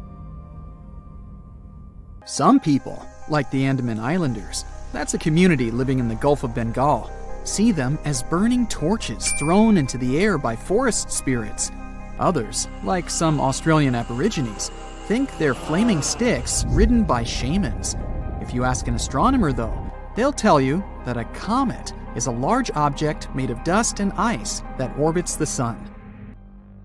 Arguably one of the most famous space objects of this kind is Halley's Comet. It has left a great impact on our history and understanding of these mysterious falling stars. When this comet passed Earth in August of 1835, for example, it was blamed for the New York City fire that kept going for several nights. At the same time, the Seminole Indians in Florida saw the comet's long tail and believed it marked the day they would lose their independence. This comet came back in 1910, and people yet again saw it as a sign of bad luck. In Chicago, people bent over backward to secure their windows to protect themselves from the comet's dangerous tail. Others bought all sorts of gadgets, like umbrellas or masks protecting from comets. But what's so intriguing about this space body? How come it just pops up around Earth every once in a while? And, most importantly, is it really dangerous? Halley's is what astronomers call a periodic comet. It visits us every 75 years or so. On rare occasions, some lucky people get to see it twice in their lifetime. It last passed Earth in 1986, and it is expected to come back in 2061. Despite this scheduled return, the comet's orbit can't be predicted with precision. That's partly because of the chemical processes happening inside the comet. Halley's orbit may also change due to random interactions with other planets and space objects in our solar system. Its official title is 1P/Halley, and it's named after English astronomer Edmund Halley. He was the one who studied the reports of a comet nearing Earth in 1531, 1607, and 1682. Based on his calculations, he concluded that these 3 occurrences had been, in fact, the same comet, returning over and over again. He also predicted its return in 1758. Halley's discovery also pointed out that some comets, like this one, orbited the Sun, but their journey was not circular. If you look at it in 2D, Halley's orbit looks like an elliptical wire dangling from the Sun. Sadly, Halley didn't live to see the comet's correctly predicted return, but it was named after him. According to the European Space Agency, the first sighting of Halley's Comet dates back to March 30th, 239 BCE, Asian astronomers noted it down in the Sheqi and Wenxian Thungkao chronicles. But another study claims that we might have first noticed it even earlier than that, during the times of the ancient Greeks. Writings from that period reported a huge meteor that landed in northern Greece, leaving the local population perplexed. It soon became one of the ancient world's most popular tourist attractions. But the authors also noticed a comet in the sky at the time the meteor landed. They also reported the fact that the unusual space object had remained in the sky for about 75 days. Shakespeare himself seems to have written about this comet in his play Julius Caesar around the year 1600. In this work, he included a now famous phrase speaking of comets as unusual signs, saying, "The heavens themselves blaze forth." It wasn't the last time famous writers felt a certain connection with this object. Writer Mark Twain even said in 1909, "I came in with Halley's Comet in 1835. It is coming again next year, and I expect to go out with it." Surprisingly, Twain passed away on April 21, 1910, one day after Halley's had emerged from behind the far side of the sun. We got a better look at the comet when it last passed us in 1986. Several spacecraft were sent toward Halley's to take samples of the comet's composition. This fleet of spaceships, dubbed the Halley Armada, flew nearby, one of them taking several pictures of the comet's core for the first time in history. We also had much better telescopes to look at the comet as it swung by our planet this time.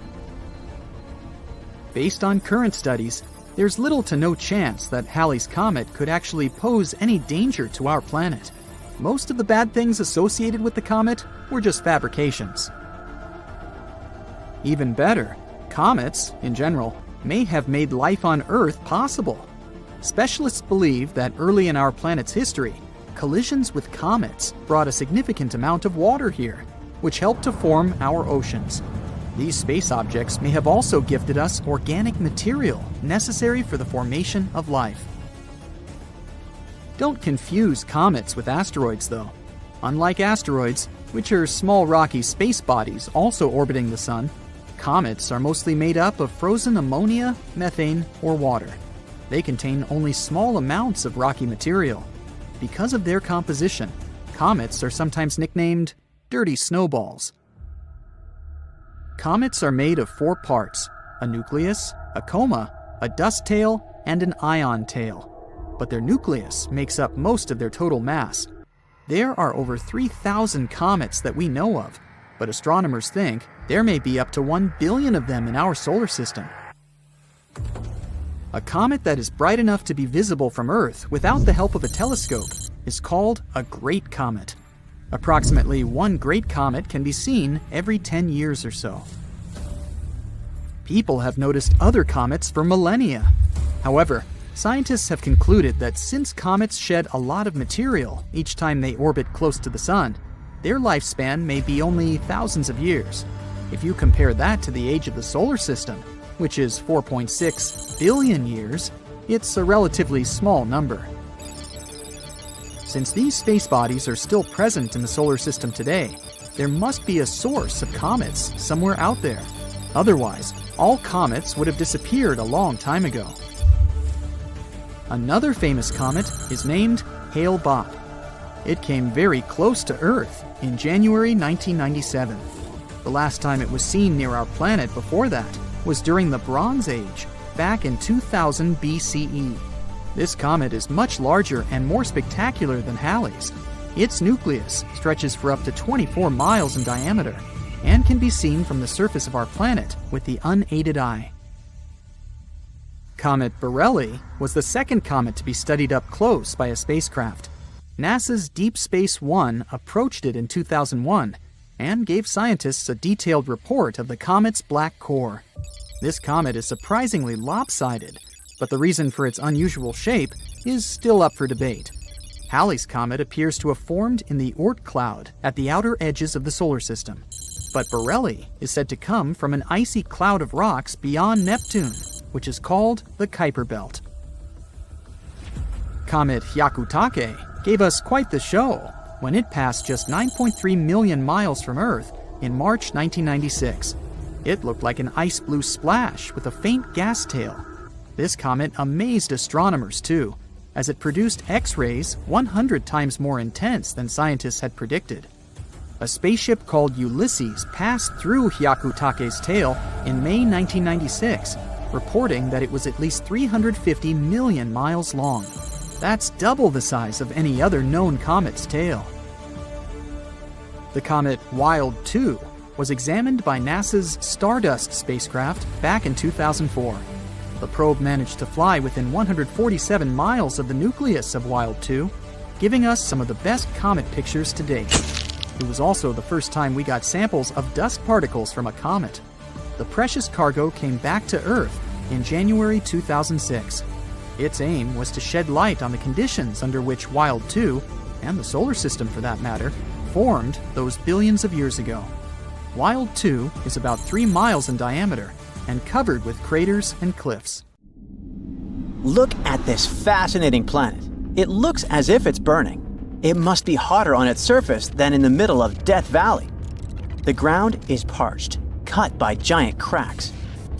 There's not a drop of water in this boiling world. Now, it's the same planet, but it looks like a totally different place. Everything is frozen. The temperatures are so low, there isn't even a tiniest chance that life could survive on this planet.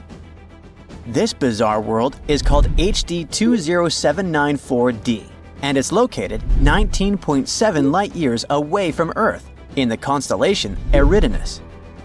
This planet is a super-Earth. This term means that it is larger than Earth but smaller than such ice giants as Neptune. What makes this planet especially interesting is its unusual orbit, which moves it in and out of its star's habitable zone, the region where temperatures might allow liquid water to exist. Now, we haven't seen this unusual planet directly.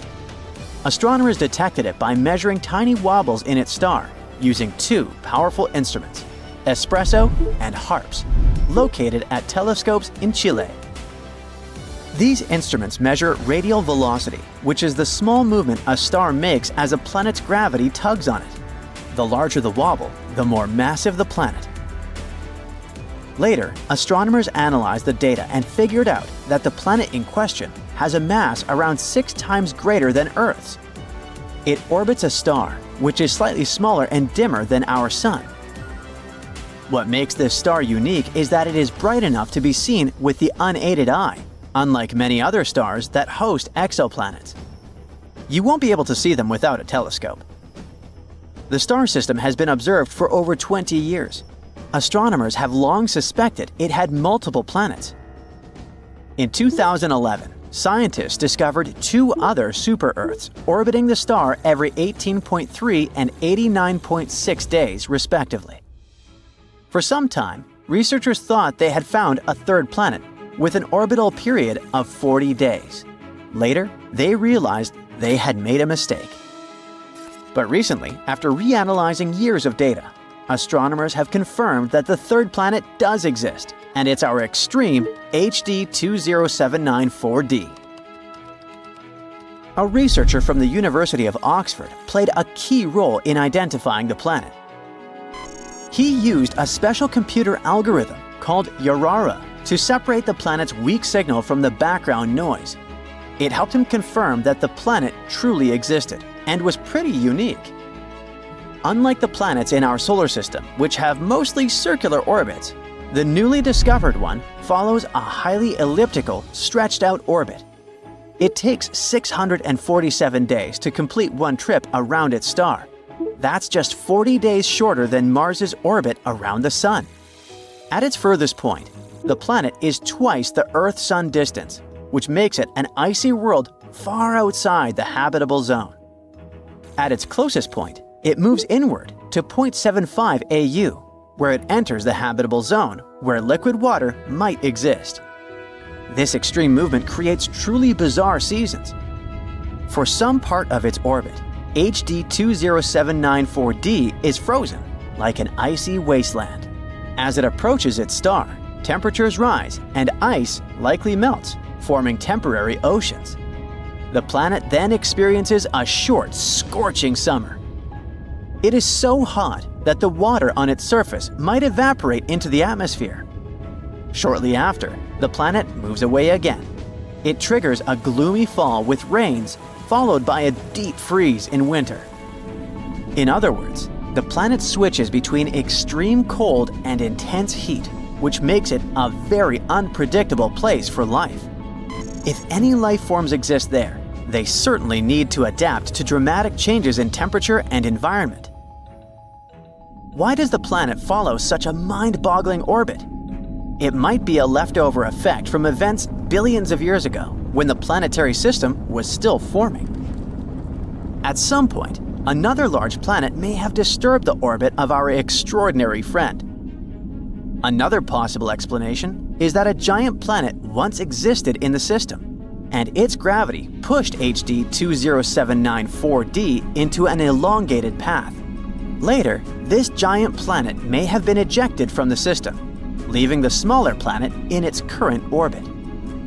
This theory makes sense because the two other planets in the system, B and C, have more normal circular orbits. The discovery of this planet is so exciting because it challenges what we know about habitable planets. Most planets in the habitable zone stay there permanently, but HD 20794d only passes through it. Scientists want to know if such a planet could still support life, even briefly. So future telescopes will study the atmosphere of this planet, looking for signs of water, gases, or even life. Another super-Earth that might have the right conditions for life orbits a star 137 light-years away. In space terms, this is considered relatively close. A light-year is around 6 trillion miles. The planet is called TOI 715b, and it's about 1.5 times the size of Earth. Unlike HD 20794d, it's permanently located in the habitable zone. Look, that's what astronomers think the planet might look like. TOI 715b orbits its star very quickly, completing a full orbit in just 19 days. But even though it's close to its star, it may not be extremely hot, all because its star is a red dwarf. That's a type of star that is smaller and cooler than our Sun. This means TOI 715b could have a milder temperature compared to other exoplanets that orbit closer to hotter stars.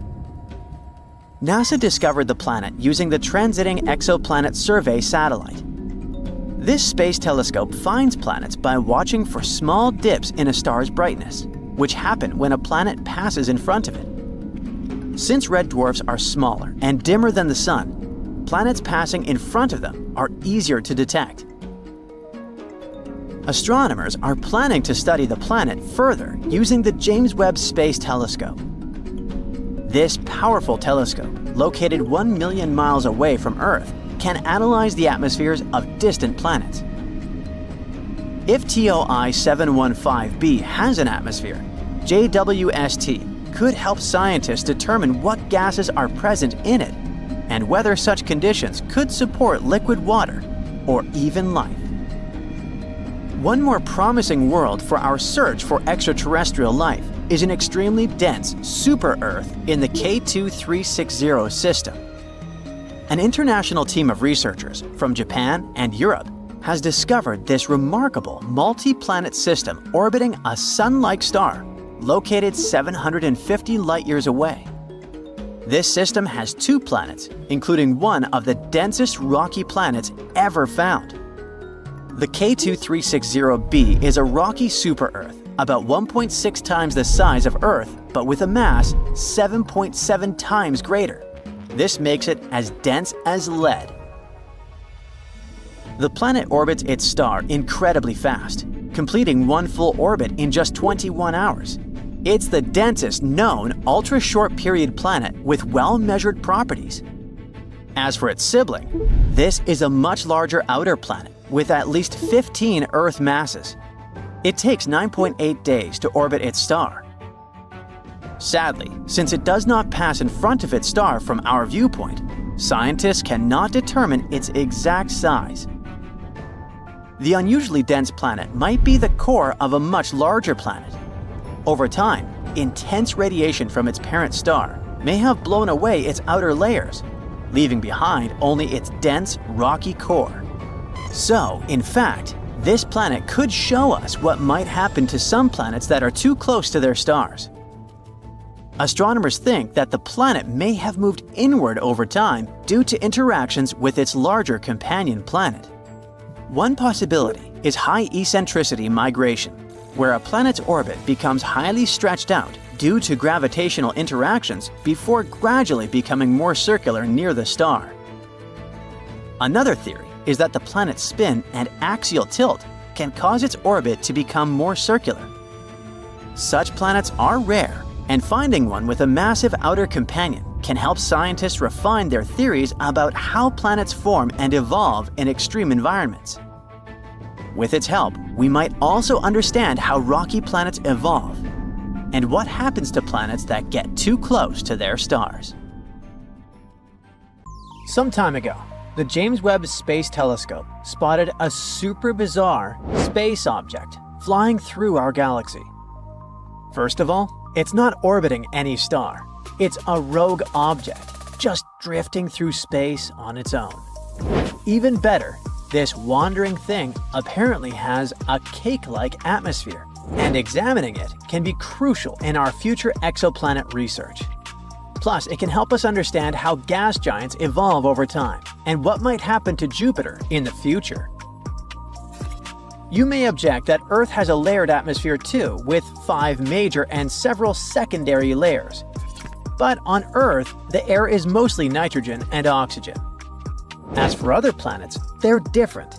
Take Venus, for example, where the atmosphere is super thick and filled with sulfuric acid. There are exoplanets with water vapor clouds, or ones where the clouds are literally made of hot sand. But what about our rogue object? By the way, I have no clue why it got this reputation, but for some reason, scientists chose to call it SIMP. Ouch.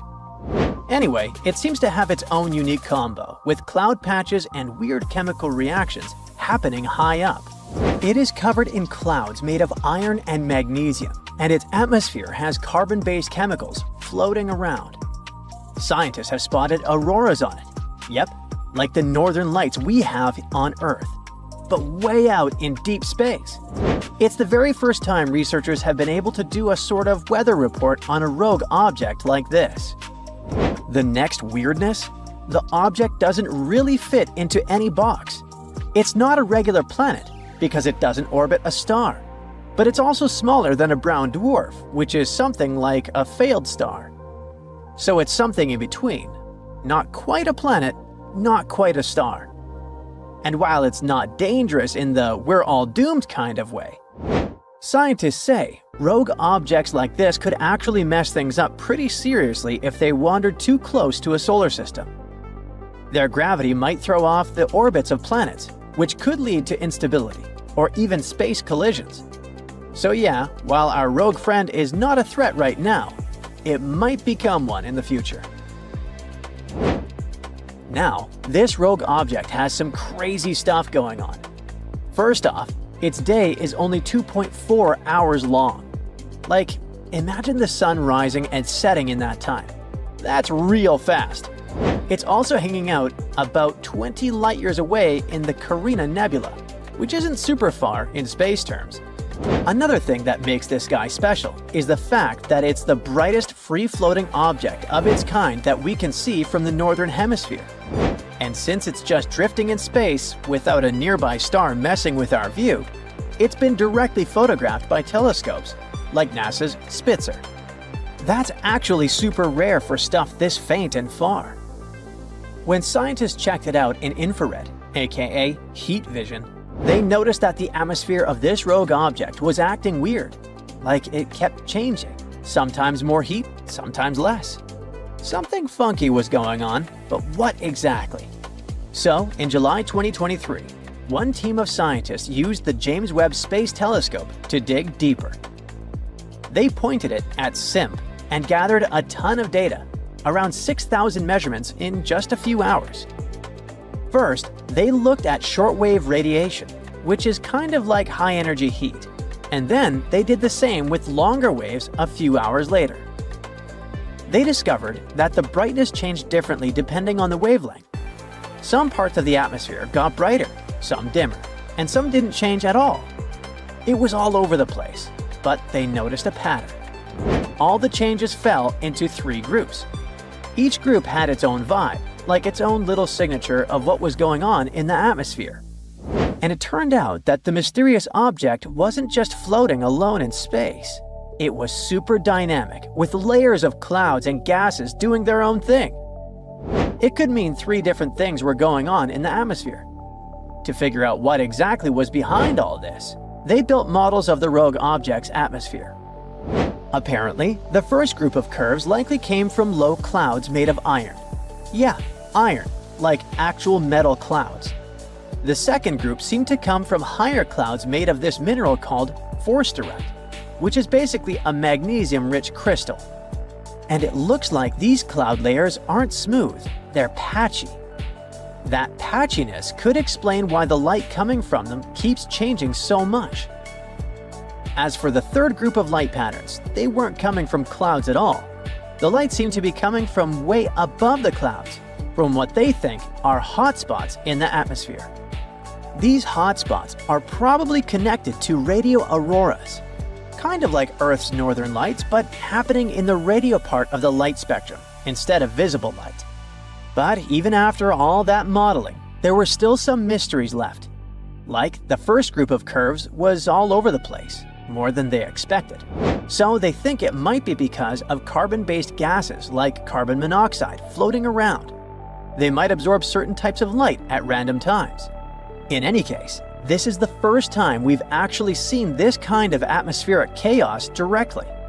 But the few hours the researchers spent watching it weren't enough to fully figure it out. To really get the full picture, they'll need days of data, and they're hoping to use NASA's Nancy Grace Roman Space Telescope, set to launch in 2027, to dive even deeper. Even though this mysterious object is not a rogue planet, they're definitely worth mentioning. These are basically planets that got kicked out of their home solar system. Yeah, like straight up evicted. When a planet forms, it's usually hanging out with a bunch of other planets around a star. But early on, things can get super chaotic. You know, planets crashing, shifting, getting too close to each other. And sometimes, one gets yeeted right out of the system. So, since they're not tied to a star, these rogue planets are just cruising through the galaxy, totally solo. If they happen to float near something massive, like a star or a black hole, that thing's gravity can tug at them. But otherwise, they just keep drifting. Most of them probably got booted when their system was still forming, and everything was a mess. But according to a NASA scientist, even mature systems can throw a planet out if the orbit gets too weird or something big knocks into them. Now, the next planet we gotta discuss isn't rogue. It has a parent star and all. But there's another cool thing about it. It's still a baby in the middle of forming, and it's pretty rare to catch in action. The baby is already about 3 times the size of Jupiter, the largest planet in the solar system. It's part of a system about 400 light-years away. It's been growing for about 5 million years, munching on gas and dust from the disk around its star, kinda like a cosmic buffet. But the thing is, when astronomers checked out the chemicals in the planet's atmosphere using a big telescope in Hawaii, things didn't add up. They were specifically looking at carbon monoxide and water, which can help figure out how much carbon and oxygen is floating around in that atmosphere. Turns out, the planet's chemical mix doesn't quite match the stuff in the disk it's forming from. That's a big deal because it goes against what scientists thought they knew about how planets are supposed to form. Basically, it's saying, hey, your fancy models might be a bit too simple. Planets are supposed to form by clumps of gas and dust crashing into each other and sticking together. Over time, they build up into full-blown planets. If that's true, then planets and their surrounding gas should have the same kind of stuff in them, chemically speaking. But PDS-70b is doing its own thing.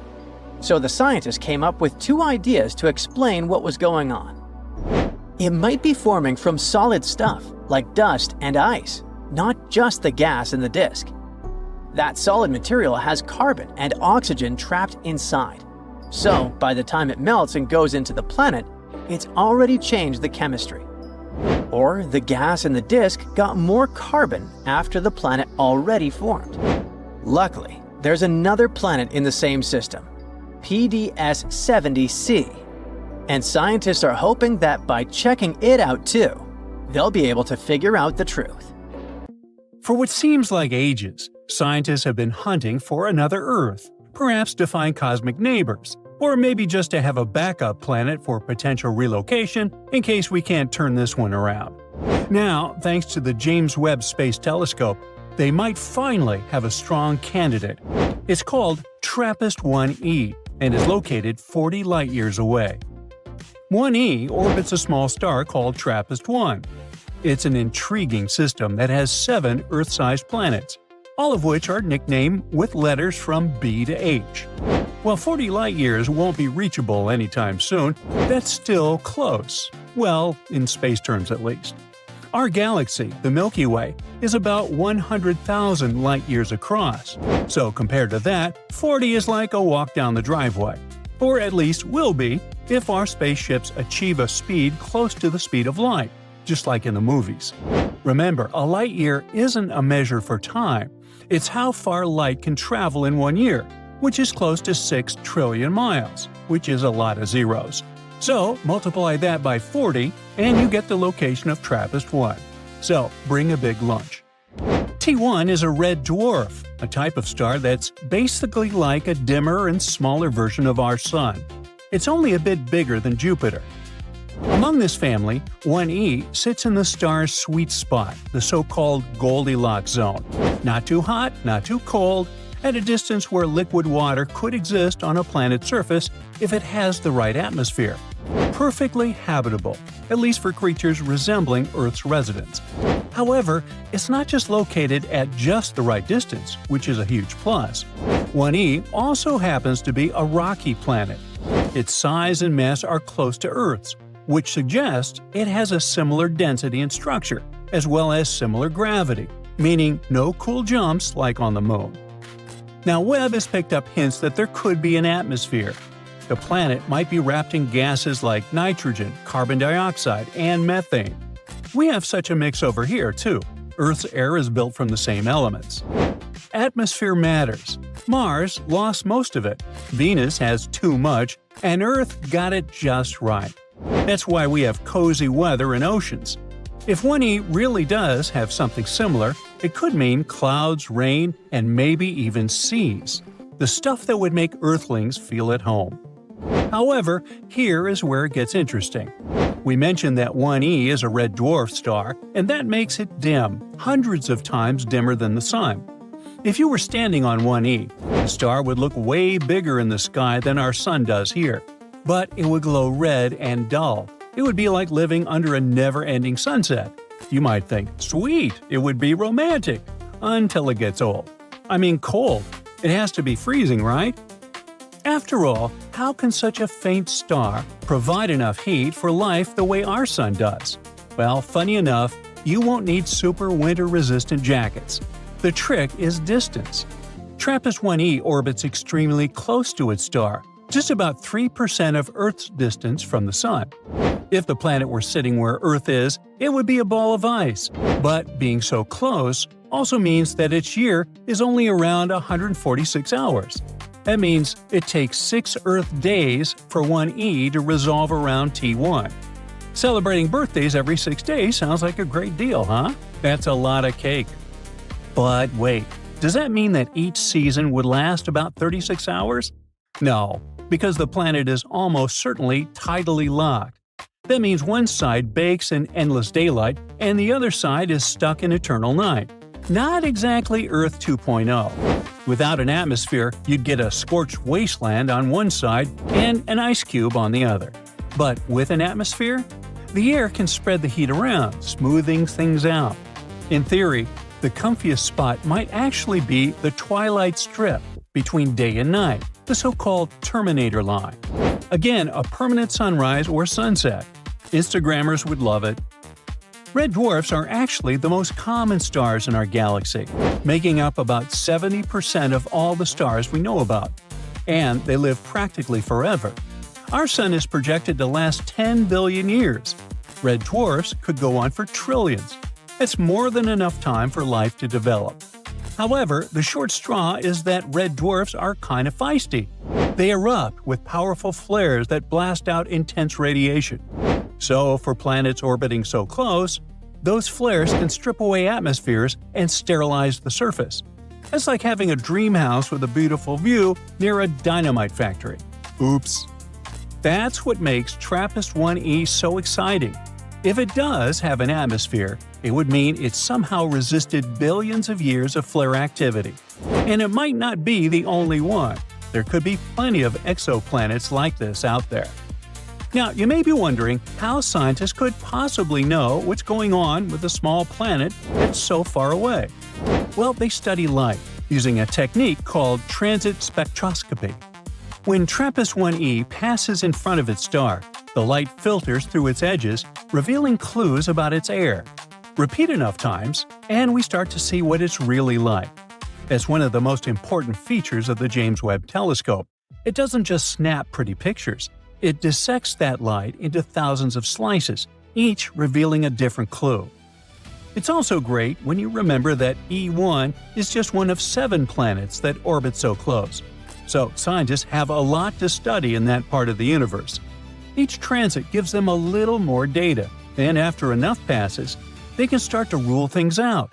No thick hydrogen blanket? Check. No Venus-style carbon dioxide swamp? Looking that way. What's left is a planet that might, just might, have something closer to Earth's atmosphere. In other words, nobody's sending probes to TRAPPIST-1e anytime soon. But with telescopes like Webb, we can already peek at its air from across the galaxy. If you follow space-related news, you are already aware that 1e isn't the first so-called Earth-like planet that reached headlines. Astronomers have been teasing us with candidates for years, and each one comes with a but, as in, however, not your butt. For example, Kepler 186f. Back in 2014, it was the first Earth-sized planet spotted in the habitable zone of its star. People were really excited. NASA even made a sci-fi-style travel poster. The catch? Oh well, just one minor thing, the fact that it's about 500 light-years away. Even if we build a spaceship that could cruise at a tenth of light speed, which we can't, it would still be a 5,000-year-long trip. Then there's Proxima Centauri b. This one is close, just 4.2 light-years away, orbiting the nearest star to our Sun. On paper, it's a dream. However, its star is even moodier than T1. Proxima exhales massive radiation flares regularly, which makes everything unpredictable and unstable. And then we have K2-18b. The James Webb Telescope actually spotted methane and carbon dioxide in its atmosphere, gases which might hint at biological activity. Sounds great, except the planet is more like a mini Neptune, probably wrapped in thick gas layers and unlikely to have a solid surface to stand on. The bottom line? When compared to all these, TRAPPIST-1e looks like the most promising one. Close enough to study, rocky enough to stand on, and sitting in a sweet spot where liquid water could exist if conditions line up. Of course, we still need more data. 1e could turn out to be a barren rock. But the bigger story is that we're getting better at this. A few decades ago, we didn't know if other solar systems even existed. Now, we've found over 6,000 exoplanets, with more getting added almost every week. Odds are, plenty of them will be rocky, Earth-sized, and orbiting in the Goldilocks zone. Maybe we can't go there, but they could mean the discovery of extraterrestrial life. That's the exciting part. Every time Webb or the next generation of telescopes take a look, we inch closer to answering the big question: are we alone, or is the universe full of neighbors? Hey, get your dog off my lawn. Hundreds of diplomatic spaceships take off from Earth and head into space. When they reach their destination, they're met by hundreds of alien ships. This is humanity's first contact with an extraterrestrial civilization. People managed to detect them not so long ago, in a star system very close to our home. It's Proxima Centauri. This red dwarf star is the closest to our solar system. It's 7 times smaller than our Sun, which makes it only 50% bigger than Jupiter. Proxima Centauri is also 8 times as light as the Sun. This star system is 4.2 light-years away. That's how long it takes a photon of light to travel from this star to Earth. By comparison, it only takes 8 minutes for sunlight to reach our planet. If you decided to travel to Proxima Centauri, it would take you about 73,000 years to fly there in a conventional rocket. That's longer than our intelligent civilization has even existed. But it's not the star itself that interests us. It's the planet orbiting it. That's Proxima Centauri b. It's 17% bigger than Earth and about 10% heavier. It orbits its star at a distance of 4.5 million miles. By comparison, Earth is 93 million miles away from the Sun. That's 20 times farther. But the host star, Proxima Centauri, is a red dwarf. It doesn't emit as much light and heat as our Sun. So the planet Proxima Centauri b is right in the habitable zone of the star. It's located at such a perfect distance from its mother star that the planet neither gets too hot nor turns into a block of ice. In other words, the temperature there makes it possible for water to exist in its liquid state. This means that Proxima Centauri b could host life. But further observations of the planet make it doubtful. The host star is very unstable. Its brightness changes too frequently. In 2017, astronomers witnessed a catastrophic flash. The star increased its brightness by 1,000 times for 10 seconds. Before that, there was another weaker flash. The planet received an enormous amount of radiation. If there had been life there, that flare would have wiped it out completely. Overall, Proxima Centauri b receives about 400 times more X-rays than Earth. Complex living organisms cannot live under such conditions. Scientists say that even if there was an atmosphere and an ocean on Proxima Centauri b, this constant radiation would simply blow them off the planet. Proxima Centauri b is so close to its host star that it's gravitationally locked to it. This means that the planet is always turned to the star with only one side, just like the moon is turned toward Earth.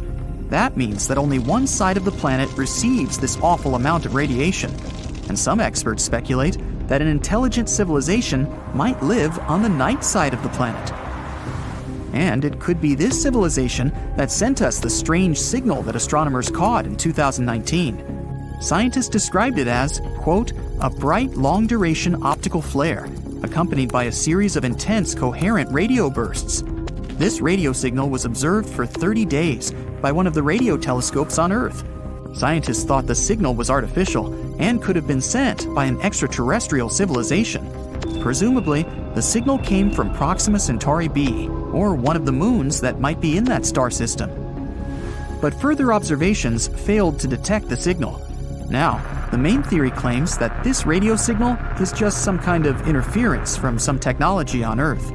But what if it was really sent by a civilization living on the dark side of Proxima Centauri b? Well, we may soon find out for sure. People are launching a brand new telescope into space. It's the James Webb Space Telescope. It's scheduled to be launched at the end of 2021. A booster rocket will take off from Earth and reach orbit.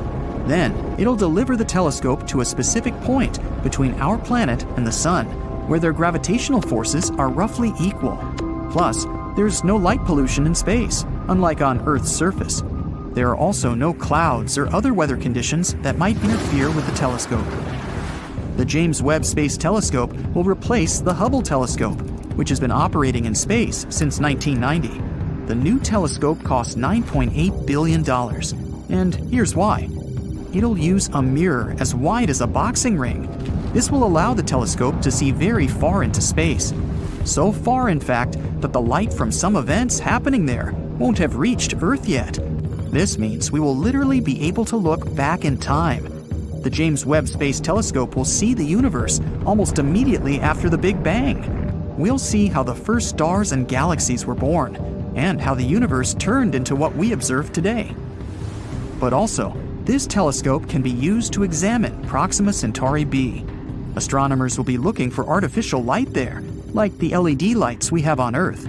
If Proxima Centauri b really hosts life on its night side, then the locals must have learned to transfer heat and light from the day side of the planet, and they would have to use artificial light to support life on their side. The James Webb Space Telescope is powerful enough to distinguish the light waves emitted by the star from those that might be created by someone on the dark side of the planet. And if we do detect some artificial light, we'll have the first ever confirmation that an intelligent civilization might exist outside our solar system. But there's always room for error in calculations and data interpretation. The only way to establish the truth once and for all is to send a space probe to Proxima Centauri. Then we can get real pictures of the planet. The main problem is distance. Although Proxima Centauri is the closest to the Earth star system, it still takes tens of thousands of years to get there. After all, the Voyager 1 space probe needed about 44 years just to leave the solar system, and that's just a small step compared to the actual distance to the nearest star. So we need other methods of travel, and they have to be much faster. Some scientists want to send microprobes to Proxima Centauri b. They won't be any heavier than a sewing needle. A launch vehicle will deploy about 1,000 of these probes into orbit. Then they will unfold a space sail. This is an ultralight material that will use the power of light to create thrust. When the sail is deployed, we'll focus a powerful laser beam onto it. This will accelerate the probes to about 20% of the speed of light. This will be an absolute speed record by our standards, but it'll still take about 21 years for these probes to reach their destination. And we'll have to wait for about 4 more years just to get the first signal from them. The Proxima Centauri star system isn't the only potential world to host life, and one of the tasks of the James Webb Space Telescope is to look out for other worlds. The telescope's powerful instruments will allow it to find relatively cold planets where temperatures are close to those on Earth. We'll be able to study in detail around 24 nearby star systems, and we'll be able to detect not only planets themselves, but also their moons. Scientists expect a boom in the discovery of exoplanets. From the start of the telescope in 2022, we'll constantly be detecting new worlds and learning more about those already discovered. The James Webb Space Telescope will allow us to better study our own solar system. Jupiter's moon Europa, for example. Scientists believe there might be water there. Although Europa looks like a block of ice, the moon's gravitational interaction with Jupiter heats its core. That likely makes the ice deep below the surface melt. So there's likely to be an ocean under the ice crust. Similar conditions could exist on Enceladus, Saturn's moon. This moon is geologically active. There are geysers that burst out of the cracks on the moon's surface. The James Webb Space Telescope's infrared instruments will be able to explore Europa and Enceladus in search of biosignatures. Those are the traces of life activity of living organisms or bacteria. This telescope is scheduled to operate for about 6 years, but in the future, we'll launch an even bigger one. It's called LUVOIR, which stands for the Large UV Optical Infrared Surveyor. Its mirror will be twice the size of that of the James Webb Space Telescope, and almost 7 times the size of the Hubble's. The telescope is scheduled to be launched in 2039. We'll get it into orbit with the help of a super heavy rocket. Then we'll have to deliver the telescope to its destination, 1 million miles away from Earth. And then it'll begin its observations. We could learn to travel faster than the speed of light by that time. Then, if we find a potentially habitable planet with the help of the telescope, we can send a space probe, or even a team of explorers there. In this case, a diplomatic meeting with an extraterrestrial civilization might become a reality. So, Mars has several faces. No, really. Back in 1976, when the Viking 1 orbiter was checking out the red planet, it spotted something interesting, a big structure that looked like a human face. It was in the region called Cydonia. It soon became very popular. A bit later, we also discovered the so-called crown face in Libya Montes. Mars in general has a lot of strange structures on it. In 2022, we spotted a door-like structure there. NASA's Curiosity rover snapped some pictures of a rocky mound called East Cliffs on Mount Sharp. This mound has natural cracks in it, and one of them is about the size of a dog door, like something from an ancient Egyptian tomb. A lot of people hyped that story up. The image was shared widely on social media, making the crack look bigger than it really is. Some people think that it's hinting at extraterrestrial life. But after looking closely, NASA found out that it was just a narrow crack in the rocky terrain. These cracks and gaps are pretty normal in rocky areas, both on Earth and Mars. The crack formed naturally over time, maybe from wind erosion or Mars quakes. Mars is a gold mine of mysterious structures. Recently, we found some strange spiral shapes there. These are giant coils made of lava, and they look like big springs or loops. For years, we weren't sure whether Martian valleys were formed by lava or ice. These lava coils are shedding light on that mystery. Now, thanks to higher-resolution images from NASA's Mars Reconnaissance Orbiter, researchers have spotted 269 lava spirals that can't be explained by ice-related activities. What's fascinating is these lava coils are like the ones we see on Earth, like those formed by Hawaiian lava flows. These spirals are so well preserved that they were easily overlooked before.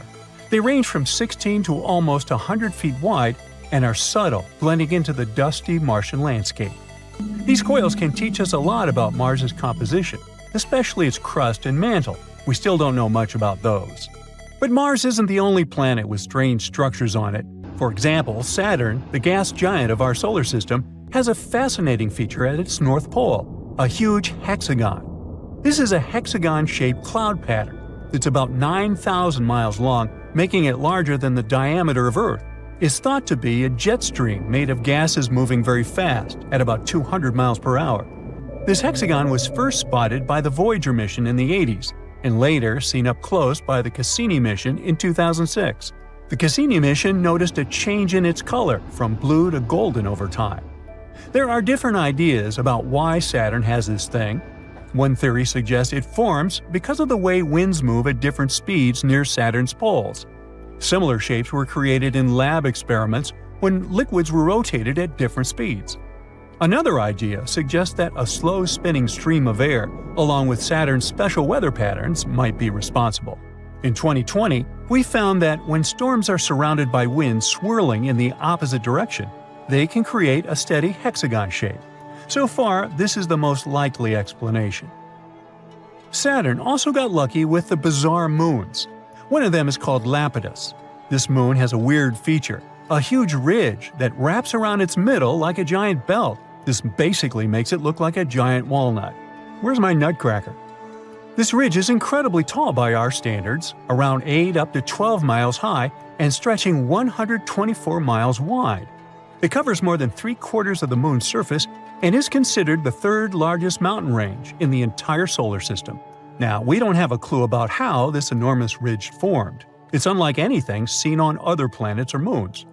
There's one idea, though. The ridge might be the remnants of a dead moon. Let's say billions of years ago, a colossal impact shattered chunks of material off Lapidus. These pieces circled around the moon, forming a mini-moon or sub-satellite. And over time, the gravitational pull of Lapidus tore this mini-moon apart, creating a ring of debris around it. As the debris from this ring fell back onto Lapidus, it built up the massive ridge we see today. They think this process happened quickly, maybe over centuries. Saturn's gravity didn't interfere because, luckily, Lapidus was quite far away from it. If Lapidus was closer to Saturn, its moon might have been pulled away. But we do need more simulations to see if this theory is true. Titan, another one of Saturn's moons, also has some weird stuff going on in its methane seas. Scientists have spotted these strange bright spots called magic islands that seem to pop up and disappear over time. We have no idea what they are. Titan's atmosphere is packed with complex organic molecules that clump together and fall to its surface like snow. These magic islands might be snow clumps that soak up methane and sink very slowly. But there's a problem. In water, molecules stick together, which is why stuff can float on top of it. But methane is different. It likes to grab onto other molecules, so it makes any solid thing sink immediately. Yet, these magic islands don't sink. There's a theory that these islands might be like sponges made of ice with lots of holes. When pieces of this holy ice come loose from the edge of the lake, they can float on Titan's seas for a bit before going down under. There are also other ideas, like bubbles of nitrogen gas or waves caused by wind. We need more research to know for sure.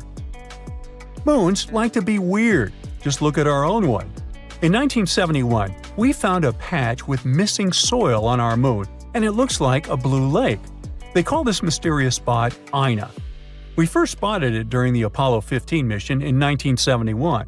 Later, the Apollo 17 mission took clearer pictures of it. This spot, shaped like a bluish D letter, is one of the weirdest things on the moon. The color comes from special rocks rich in titanium called basalts. These rocks cover Ina's floor and make it look blue. There are also bluish areas near the edges of the mounds inside Ina. Ina is unique and probably has a long history. It might have had volcanic activity, with mounds that are about 3.5 billion years old. It's similar to the surface age of the volcanic field that surrounds Ina. Now, our moon has its own face, just like those on Mars. There's an area near the moon's south pole that looks like a face, but it's just a bunch of craters and shadows that happen to make an image resembling a face when seen from far away. These craters have been there for billions of years and cover about 16% of the moon's surface. Some of these craters might even have water and ice inside of them. You might be wondering why there are so many faces in our solar system. Well, that's because our brains are wired to recognize faces, even when there aren't any. It's a phenomenon called pareidolia. Our brains try to make sense of shapes, so when we see something that looks a bit like a human, our brain turns it into one because it's familiar. Like when you see a shadow figure on a chair with clothes, or even on Mercury. Some people see shapes like Mickey Mouse. So don't worry, it's not extraterrestrial life. It's our brains that play tricks on us, making us see familiar shapes like faces even where they don't really exist. This planet, yeah, the one right here, shouldn't exist, but it does. A newly discovered planet rotates around a star that's much smaller and dimmer than our Sun. The planet, however, is enormous. Such a tiny star couldn't create it, so it's like finding an ostrich egg in a chicken coop. A team at Penn State built a special tool called the Habitable Zone Planet Finder. It's an instrument that's supposed to find planets around dim, cool stars. It's connected to a big telescope in Texas. The tool looks at the light from these stars, which is mostly in the near-infrared, beyond what our eyes can see. This gadget can spot changes in a star's speed caused by a planet. If the star movement slightly changes, that means there must be a gravitational pull nearby. Years ago, this technique helped find the first known exoplanet around a star like our Sun. Today, we've improved this method to make more precise measurements. Our main goal is to find Earth-like planets. They should be rocky and located in habitable zones, areas around stars where liquid water could exist. The Doppler technique isn't that great at finding Earth-like worlds yet, but works well for cool, dim stars. And that's how we discovered the impossible LHS 3154b. Planets usually form in disks made of gas and dust in space. Picture a flat, spinning cloud of tiny particles. These particles come together and stick to each other, creating a flat, rotating disk. Over time, these tiny bits combine to form a solid core. This is the starting point for a planet. Once the core is there, it attracts more dust and even gas like hydrogen and helium. But making a planet this way isn't easy. They need a lot of stuff, mass, and materials. This process is called core accretion. Stars are a huge help in that process. Usually, big stars have more gravity, so they can gather more stuff to form planets. But the star we discovered recently isn't very big. It's 9 times smaller than our Sun. A star this small shouldn't have a big enough disk to make a heavy planet. To do that, its disk should have been at least 10 times bigger. But this heavy planet, LHS 3154b, exists. Now, this mysterious planet is 13 times heavier than our Earth. It's similar in size to Neptune. It's about 50 light-years away from us in the Hercules constellation, which, in space terms, is very close. The planet is also super close to its star, completing 1 year in almost 4 days. This discovery is making scientists rethink their ideas about how planets and stars come into existence. There are new theories coming around. For example, a theory called gravitational instability. It says that instead of the pieces coming together bit by bit, the material in the disk collapses all at once, directly creating a planet. But even with this theory, it's hard to explain how such a heavy planet could form without a really massive disk. It'll take us some time to figure out the truth. This isn't the first planet that makes us doubt our theories.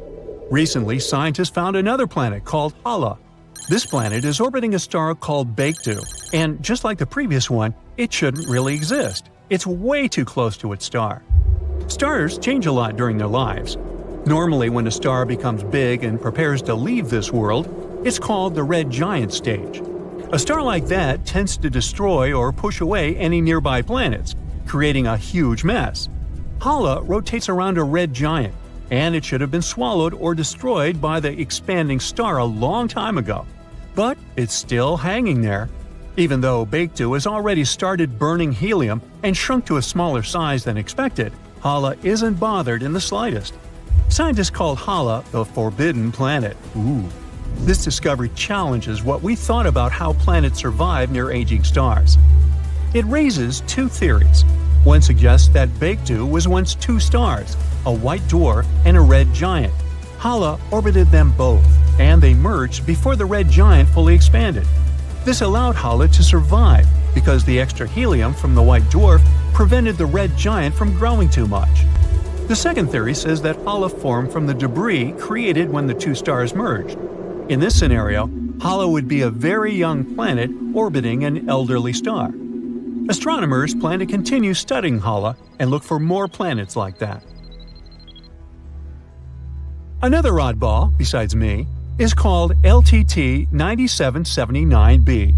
This one scares us too because it's too shiny. The planet reflects 80% of the light from its star. Regular mirrors reflect from 85 to almost 100% of light, which means that this mysterious planet should look like a rough mirror, with aluminum or silver-like reflections. This is another Neptune-sized planet. It's located 268 light-years from us and was discovered by NASA's TESS spacecraft. It completes a full rotation around its star in just 19 hours. It's so close to its star that it's scorching hot, reaching temperatures over 3,600 degrees Fahrenheit. Normally, planets this close lose their atmosphere and turn into bare rocks. But this one breaks the rules again.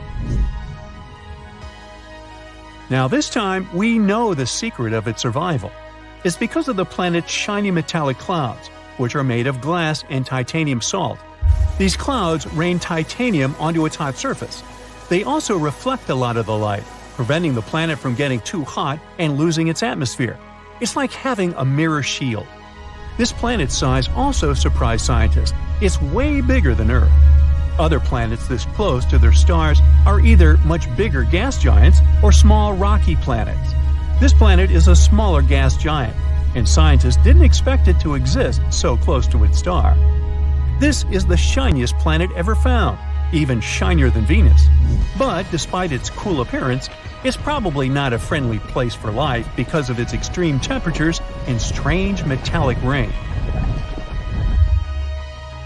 And our final rule breaker is a planet called WASP 107b. Scientists discovered it using the James Webb Space Telescope. It's located around 208 light-years from us in the Virgo constellation. It's also fast and completes an orbit around its star in just 6 days. This is a super Neptune exoplanet. It's similar to Jupiter in some ways, including the same size and scorching hot temperatures. But the main difference is that it's much lighter, weaker, and less dense. This is the least dense planet we've discovered so far. After researching some more, we also found that it has a tail. The helium on the planet extends beyond the transit egress. The planet is slowly losing its atmosphere due to extreme ultraviolet radiation from the star. This creates a comet-like tail. So, it looks like a fluffy comet. But that was just the beginning. The planet's low density, or fluffiness, allowed astronomers to study its atmosphere in detail. They found some surprising things, like water vapor and clouds made of fine silicate particles, which are like really fine-grained sand. The planet's host star doesn't emit a lot of high-energy light. But since WASP 107b is so loose, the light can penetrate deep into its atmosphere. This creates sulfur dioxide that smell when you light a match. In other words, it's a fluffy planet that rains sand and smells like matches. The researchers think the sand clouds in the atmosphere form in a similar way to clouds on Earth. They just have droplets of sand instead of water. These sand droplets condense, fall, turn into silicate vapor in hot layers within the planet, and then rise again to form clouds once more. And, once again, this planet couldn't have formed in its current spot. Astronomers say that it likely moved closer to its star from a birth orbit because it was attracted by some heavier neighbor. It also follows a retrograde orbit, meaning it orbits in the opposite direction to its star's rotation. All these discoveries are changing how we understand planets and their atmospheres, giving us new insights into the mysteries of our own solar system. During the recent years, scientists made 2 breakthrough discoveries about our universe. Thanks to new technologies, we've looked into the distant past. And we've learned something that can change our understanding of the universe forever. What are these discoveries and what do they mean to us? Let's find out. Recently, we unveiled the first color image from the James Webb Space Telescope. It's a mind-bending photo capturing thousands of ancient galaxies. This oldest documented light in the history of the universe dates back over 13 billion years. That's just 600 million years after the Big Bang. It's like getting a sneak peek into the universe's baby album. But that was just the beginning. Astronomers were expecting to see some tiny young galaxies. But what they found was a real surprise. Impossibly early, impossibly massive, and all that from just a tiny red dot. The lead author of the study, Ivo Laba, was working at the computer as usual, and suddenly he got 2 numbers. Age, 13 billion years. Weight, 100 billion stars. When he realized what that meant, he nearly spit out his coffee. But that red dot was just the beginning. The next day they found 5 more galaxies just like this. Turns out, these 6 massive galaxies are as old as the Milky Way itself. The entire research team was in disbelief. They were like, wait, what? These guys couldn't be that mature so early in time. Did we make a mistake? But nope. The James Webb Space Telescope, the new cool guy on the space block, just has some serious skills. It can see through dust clouds with its infrared vision and spot galaxies that were previously invisible. Move over Hubble. There's a new stargazer in town. But why is it shaking things up so much? Because this discovery affects our understanding of how galaxies formed. Let's try to explain. A long time ago, 13.8 billion years ago to be precise, our universe was born. It was chilling out for a while, and then it started to form the first galaxies. And these galaxies were full of gas and dust. Eventually, this gas started turning into stars. Some galaxies were more massive and had more stars, and some were lighter and had almost no stars at all. In any case, they all grew gradually. The stars in them were born slowly and smoothly. That's how our current models explain this.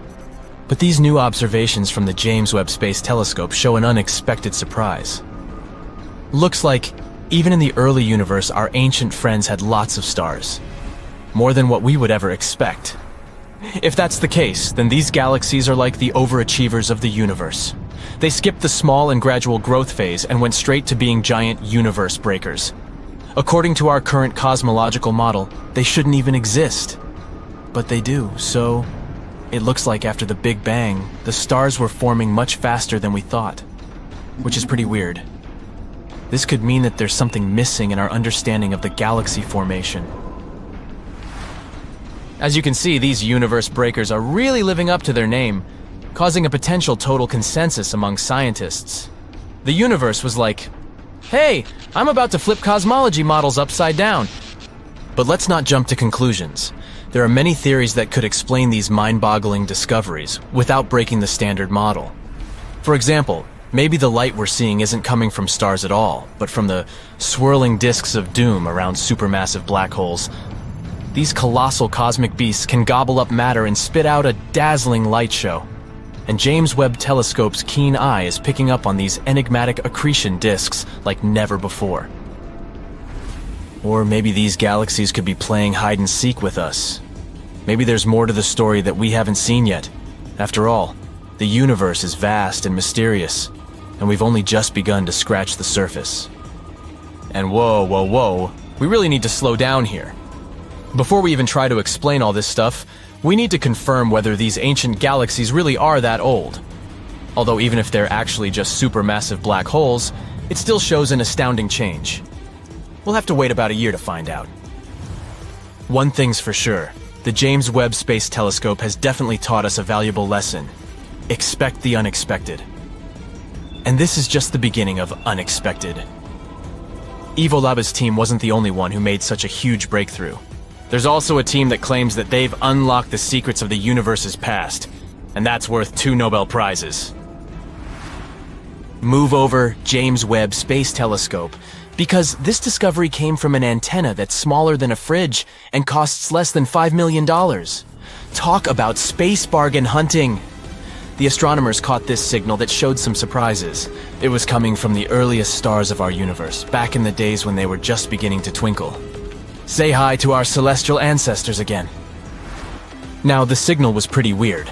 The temperatures were unusually low, and there was a pronounced wave that left astronomers scratching their heads. What could be causing all this? Well, there's a theory. Dark matter may have been at work, and if that's the case, then we can really be on the verge of a great discovery. Imagine you're looking at the night sky filled with stars, but there's something else there that you can't see.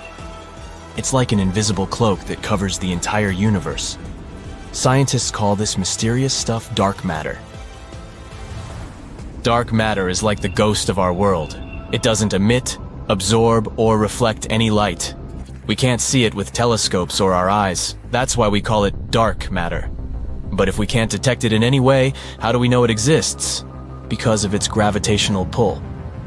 One day we noticed that our understanding of how galaxies were created was incorrect. According to our calculations, they should have been some chaotic gas, but something held them together, turning them into spirals, like some kind of invisible glue. Then we thought, maybe this invisible glue really exists. If the moon was invisible, we would still suspect that it exists somewhere because its gravity affects the tides on Earth. This is also the case with dark matter. Its gravity influences the motion of galaxies and other cosmic objects. In fact, dark matter makes up a huge chunk of the universe, about 27% of it. Moreover, the normal matter we can see, like stars, planets, and galaxies, only make up about 5% of the universe. So even though we can't see dark matter, there's actually more of it in the universe than everything we can see. Scientists are still trying to figure out if dark matter exists and what it can be made of. Some theories suggest that it could be made up of exotic particles that are different from the particles that we're used to. Others think that it might be some kind of weird, undiscovered form of matter that doesn't interact with light at all. Anyway, it's an intriguing mystery, and if we ever confirm the existence of dark matter, our understanding of our world will change forever. So now you can understand why the excitement in the scientific community is palpable. If this discovery is confirmed, then we will get the first real proof of dark matter. This discovery may be even more important than the Big Bang itself because, as astronomers put it, we are made of star stuff, and so we are glimpsing at our origin. But of course, we still have to wait and explore all this in great detail. In science, one should never rush to conclusions. And while scientists study this stuff, we'll be here, on the edge of our seats waiting for the next space blockbuster to unfold. The universe never ceases to amaze us with its wonders. Who knew that such a small and humble antenna could unlock such cosmic secrets? It just goes to show that in the vastness of space, even the tiniest discoveries can have the biggest impact. Keep looking up, and who knows what other cosmic surprises are waiting to be uncovered.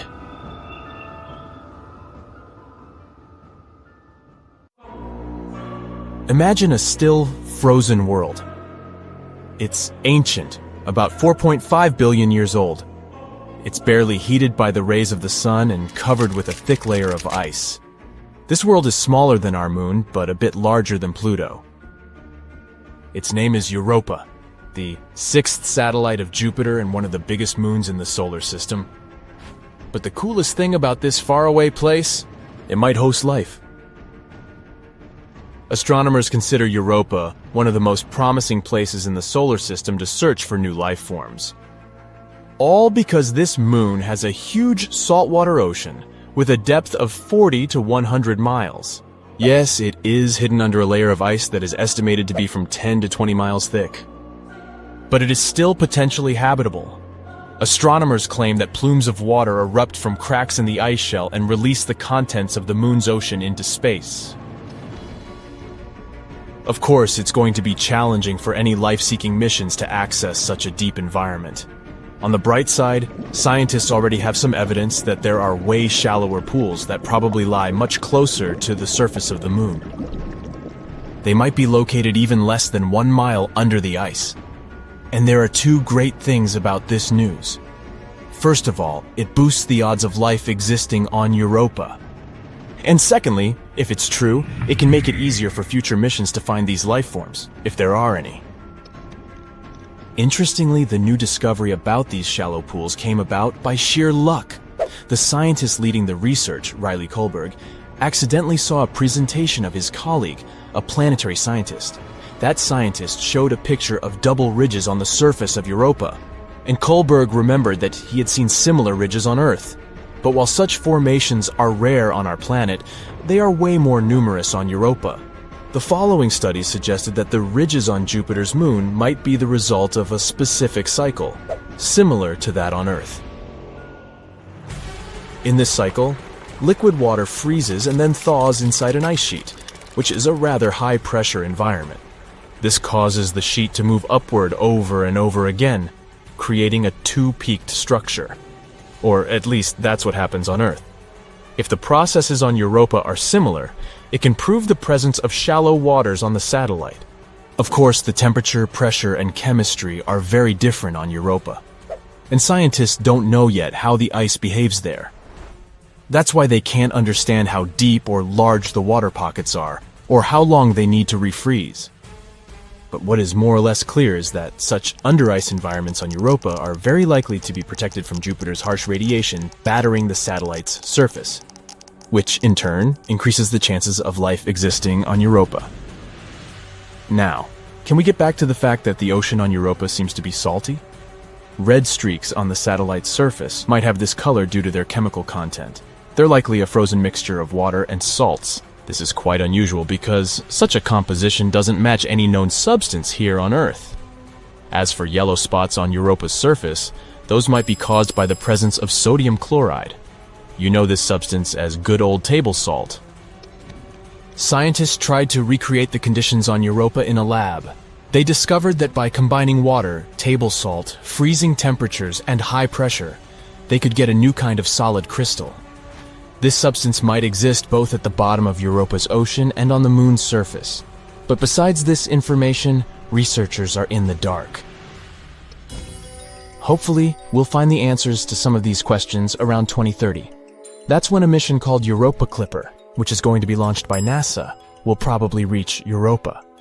The mission is going to have several close flybys and figure out if any form of life can exist on the moon. The European Space Agency's JUICE, which stands for the Jupiter Icy Moons Explorer, is going to visit Europa in the next couple of years too. But Europa isn't the only place in the solar system that might host or once hosted life. In 2003, Mars Express, a spacecraft launched by the European Space Agency, discovered methane in the atmosphere of Mars.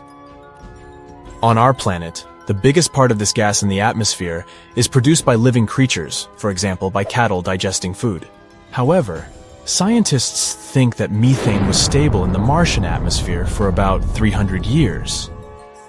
And then, in 2006, the methane almost entirely vanished from the red planet. And it happened 600 times faster than researchers' models accounted for. The question, what or who generated the gas? And where did it go? Another Martian mystery is microbes that may be sleeping beneath the surface of Mars. There, they might have been protected from the harsh radiation coming from space for millions of years. Scientists simulated the conditions on Mars in a lab to check if it could possibly be true. And they were amazed to find out that bacteria could easily survive in such conditions for 280 million years. Which means that if life existed on Mars, we could find the evidence in the planet's subsurface by drilling into the Martian soil.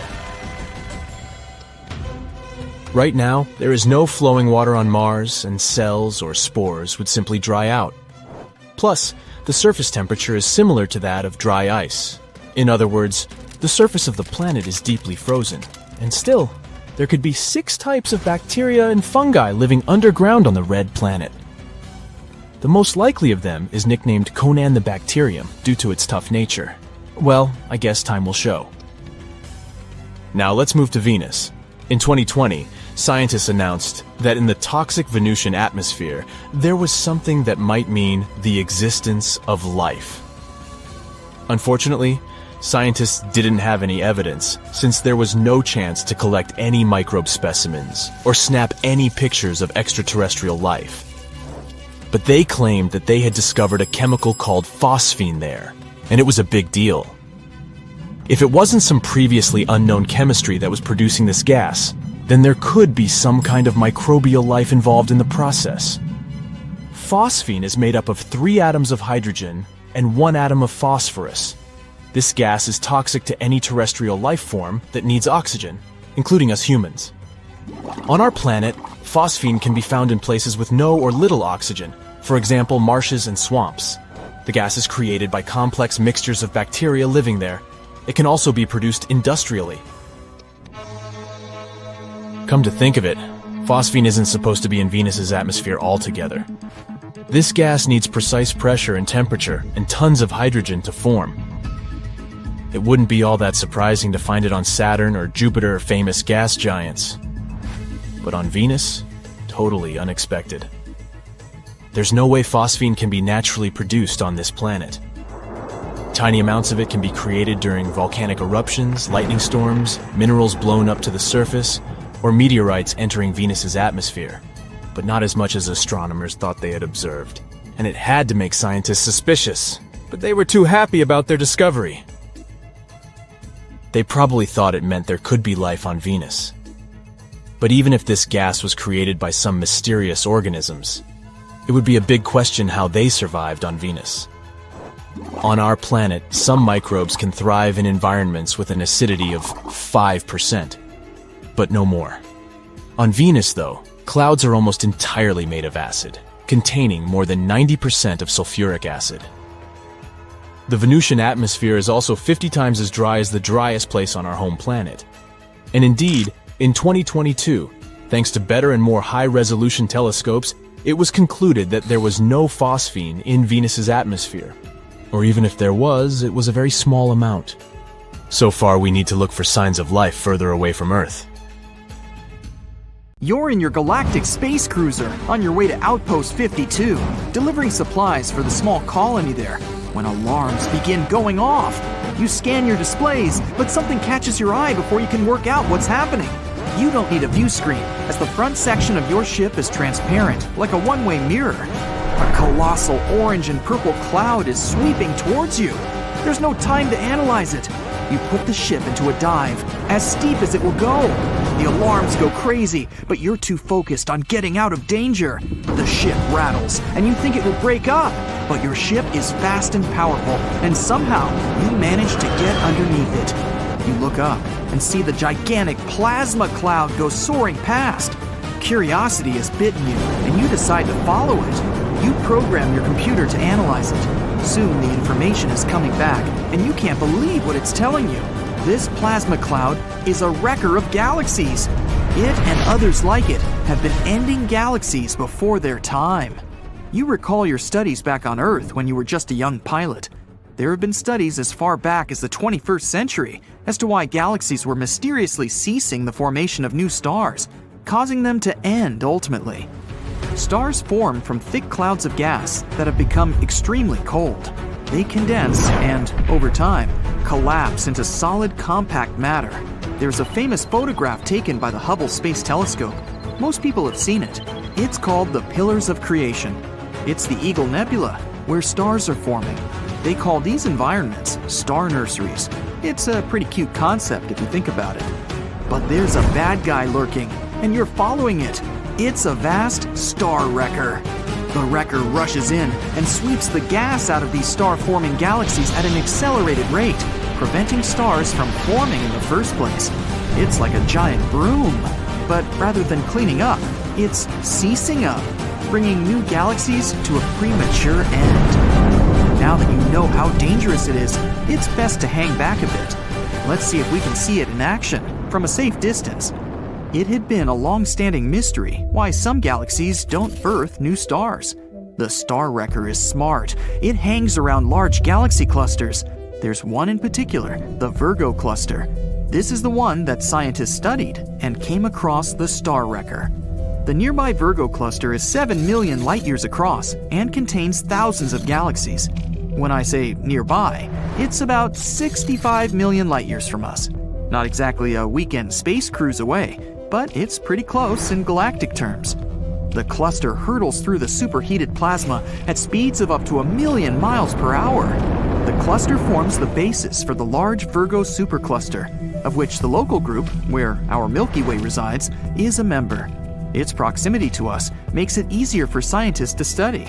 It's also one of the most extreme regions of the universe that we know of, currently.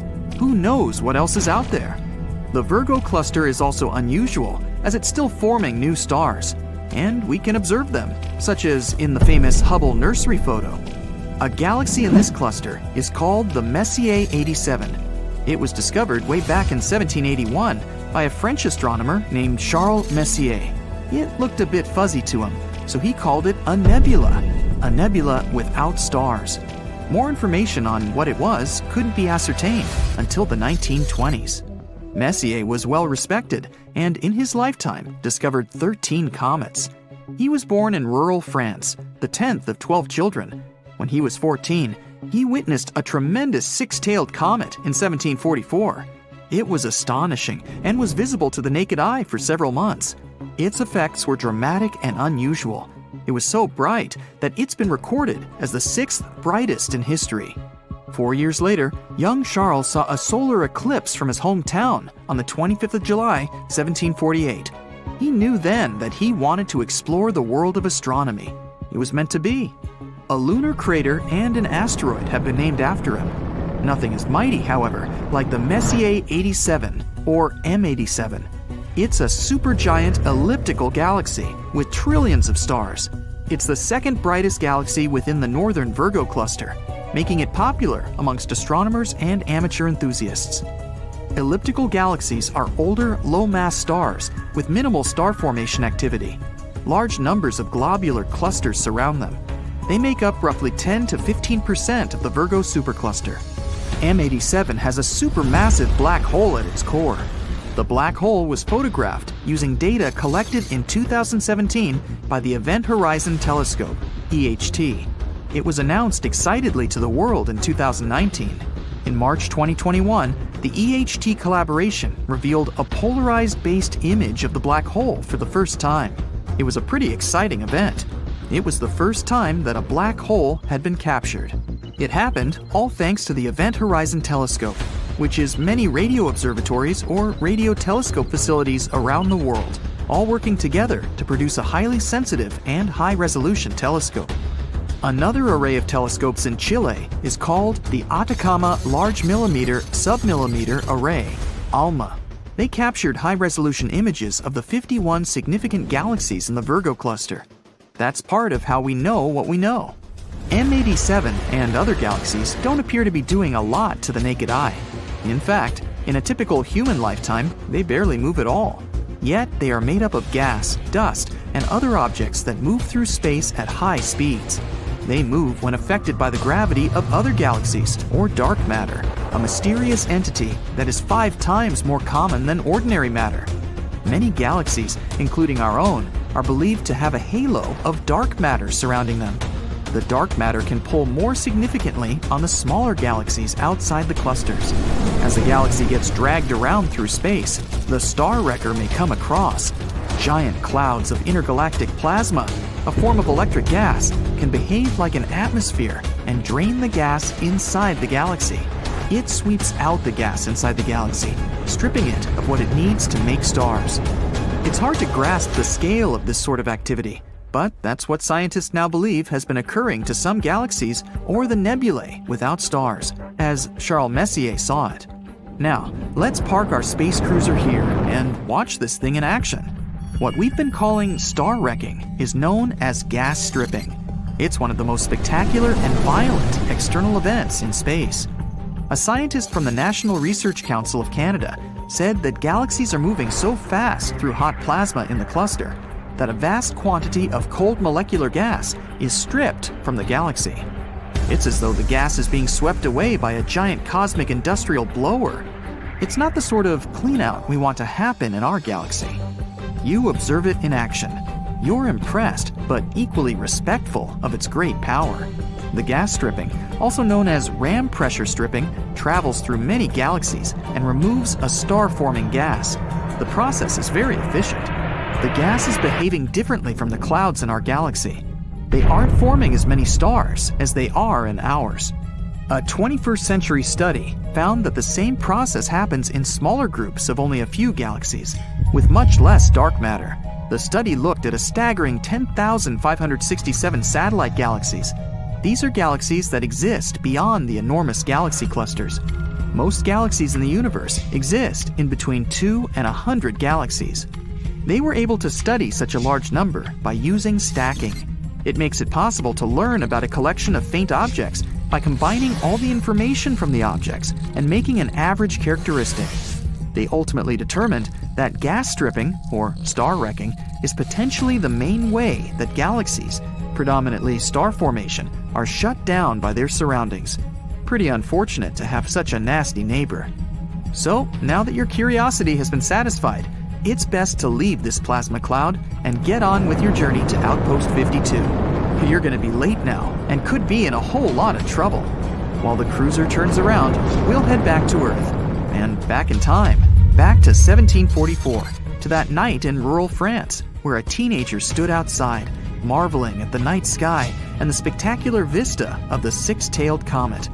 And from that moment, was inspired to begin a lifelong quest based on a single question. Perhaps the ultimate of all. What's out there?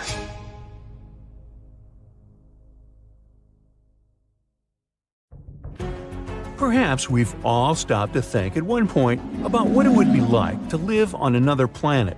I know I've had days like that. Gotta get away. And maybe even interact with other types of creatures that already live somewhere else in space. These days, such ideas sound more like something from a science fiction book. But in the future, permanently changing your address to another planet might turn out to be mandatory. Think of the stars in our solar system as a battery. Billions of years from now, its energy will be gone. Without its light and warmth, life on Earth can't exist. When you think about it this way, we have to hope that future humans will have found some other place to live by then. Thankfully, there's good news. Recently, scientists at NASA have announced that they have found a new planet that might be able to support life. They call it TOI 700e. E is roughly the same size as Earth, and it's located in a region of space where scientists think water could exist in its liquid form, which is crucial for the development of life. This planet is not the only one, though. Close to it, there's another promising planet which they call TOI 700d, but this one is further away from its star. Because of the distance from the main source of light, Planet D lies in a special area called the Conservative Habitable Zone. In simple terms, scientists aren't sure whether life might exist on this one, but they don't exclude such a possibility. Planet E is in the optimistic zone, which means that it's possible that it has water and even an atmosphere. Hey, at least we have some options. The two planets are in a solar system that's only 100 light-years away from Earth, which is considered pretty close in space terms. NASA found these planets by watching the light from the star and measuring how it moves when a planet passes in front of the star. This is the first time that NASA has found a solar system with multiple planets that could have life. So far, scientists have found over 5,000 exoplanets, and they think there could be at least 10,000 more. Specialists at NASA are looking into the ways to figure out if any of these planets could harbor life. But they also say we might find forms of life we don't expect to see, and that we should be open to other possibilities. That's because we only know about what life can be by looking at our own planet. Sure, everything sounds enticing so far, but don't pack your bags just yet. As appealing as these new planets might sound, there's still one problem: getting there. Scientists have been researching for decades how people can stay in space and thrive for long periods of time. And history tells us it's no easy project. Back in 1962, John Glenn became the first American to orbit our planet. To circle Earth a mere 3 times, he had to go through months of technical and physical preparations. These days, advanced technologies help us investigate Mars better, and scientists have figured out that there is water and materials on the red planet that may be useful to people. It has sparked the idea of sending people to Mars to live there, just to begin with. The first manned Mars mission is scheduled for the late 2030s or early 2040s, if everything goes well. The plan is for this to be a round trip, but even if NASA manages to plan everything well, the round-trip journey will still take about 500 days. It all depends on Mars and Earth's positions in their orbits around the Sun. One of the biggest problems with living on Mars is gravity. For starters, the astronauts will arrive at the red planet after months of living in microgravity. It means it could take them a lot of time to physically get in shape before they could start exploring. That's because living in microgravity conditions heavily affects the human body. It might mean loss of bone and muscle mass, as well as a shift in the normal movement of body fluids, which tend to go upward. This can lead to pressure on the eyes and even problems with people's eyesight. But Mars is right here, in our own solar system. What about planets that are light years away? The answer is still up for debate. It may sound cool to travel really fast, like at the speed of light. So far, scientists believe it's not possible. Sure, we may have been able to create airplanes that travel faster than sound, supersonic aircraft, but it's not the same. There's quite a difference, actually. Light is about 1 million times faster than sound. Traveling at the speed of light would mean we could go from Earth to the Moon in 1 second, or from Los Angeles to New York in less than the blink of an eye. But what stops us, though? Some say it's energy. It may be possible to make something go really fast, but it'll take a whole lot of energy. In this case, engineers will need to find new ways to make things move in space. Right now, rockets use fuel that is similar to the gasoline you use in your car. But that's not very efficient when it comes to space travel. Other ways to push a spacecraft include using electric or magnetic forces. One promising idea is using a solar sail, which is like a large thin sheet of plastic that can be pushed through space by sunlight. Some spacecraft have already used solar sails, and scientists think they could go up to about 10% of the speed of light. If other planets in our solar system turn out to be inhospitable, and we can't invent spaceships that move fast enough, we might still have a choice. Secret Option C. It was first proposed by a scientist who wrote an interesting study about a special type of planet. It suggests that we might not need spaceships to move around and escape problems on our own planet. We could use planets that are not orbiting a star. They're called rogue planets. Instead of gravitating toward a star, these lonesome space objects simply drift alone through space, doing their own thing. Think about it this way. Moving to Mars is like moving to an already furnished house. Regardless of how nice it would be, you would still have to adapt to it. You'd have to get used to how much light gets in through the windows every day, and to climbing up and down the stairs to get to the living room. Moving to a rogue planet means we'd start from scratch, building our own house from the ground up, perfectly adapted to our needs. Free-floating planets are usually seen as cold, dark, and not suitable for life. But if they have underground resources, they can be useful. They offer a constant surface gravity, a lot of space, and resources. They can also provide water and protection from space radiation. If we become an advanced enough civilization, we might be able to control the planet and even create new types of energy.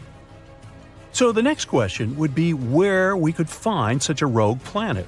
It's hard to know how many of these there are in the universe, but scientists have found a bunch of them in one region of the Milky Way galaxy. Some rogue planets have been kicked out of their own solar systems because they were bad. No, not really. It was because of gravity, while others might have formed on their own. Either way, we don't want rogue planets to get too close either, at least not in the near future. The chances of a rogue planet entering our solar system are extremely low. But if it did, it could mess things up for us. Depending on its size, a rogue space object might divert other planets off of their course around the Sun, which could alter their exposure to light and warmth. And if it crashes into the Earth, well then, that would be a bad thing too. In the heart of the galaxy, there lies a mysterious object, the likes of which no astronomer has ever seen. It streaks across the sky like a shooting star on caffeine. So, what is this mysterious blob, and how is it related to the black hole in the center of our galaxy? Let's find out. This thing is called X7. It's the mysterious blob that's been hanging around our galaxy's supermassive black hole for decades. Some even say it's been lurking around there for, like, hundreds of years. We know a few things about X7. For example, it weighs around 50 times as much as Earth. It may sound like a lot if you're an Earthling, but in space, that's like a tiny drop in the ocean. X7 is also moving pretty fast, at speeds of up to 700 miles per second. That's faster than you trying to catch the last slice of pizza before your roommate gets to it. But what in the world is this thing? A magic star we've never seen before? An extraterrestrial spaceship? Well, there are some theories connected to the blob's future tragic fate. Unfortunately, X7's days are numbered. Right now, it's on a 170-year-long elliptical orbit around the supermassive black hole at the center of the Milky Way. But it's not going to make it that far. Each year, it's spiraling closer and closer to the black hole. In just a few years, it will become spaghettified. Yes, that's a real scientific term. And finally get sucked in, never to be seen again. There are supermassive black holes in the centers of all galaxies, including our very own Milky Way. These black holes are so massive that they warp space-time, causing nearby stars to orbit around them at incredible speeds. They serve as cosmic vacuum cleaners that suck in anything and everything that comes close enough. The black hole in our galaxy is called the Sagittarius A star. Sounds like the name of a fancy Hollywood celebrity, doesn't it? But this celestial object is far more impressive than any mere mortal. It's about 4 million times more massive than our sun, which means it could probably eat our entire solar system for breakfast. But don't worry, these black holes may seem really scary, but in reality, they're too small to compete with an entire galaxy. They'll just suck in a couple of the nearest stars, and that's all. Also, Sagittarius A star doesn't seem to have a very good appetite. It's been observed to be pretty quiet lately, which is good news for us. But even if it were super greedy, it wouldn't pose any threat to us. This black hole is over 26,000 light years away. From Earth, we can see it in the Sagittarius constellation.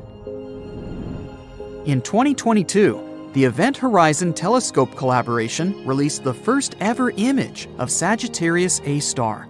It took years of collaboration and technology to capture this stunning image.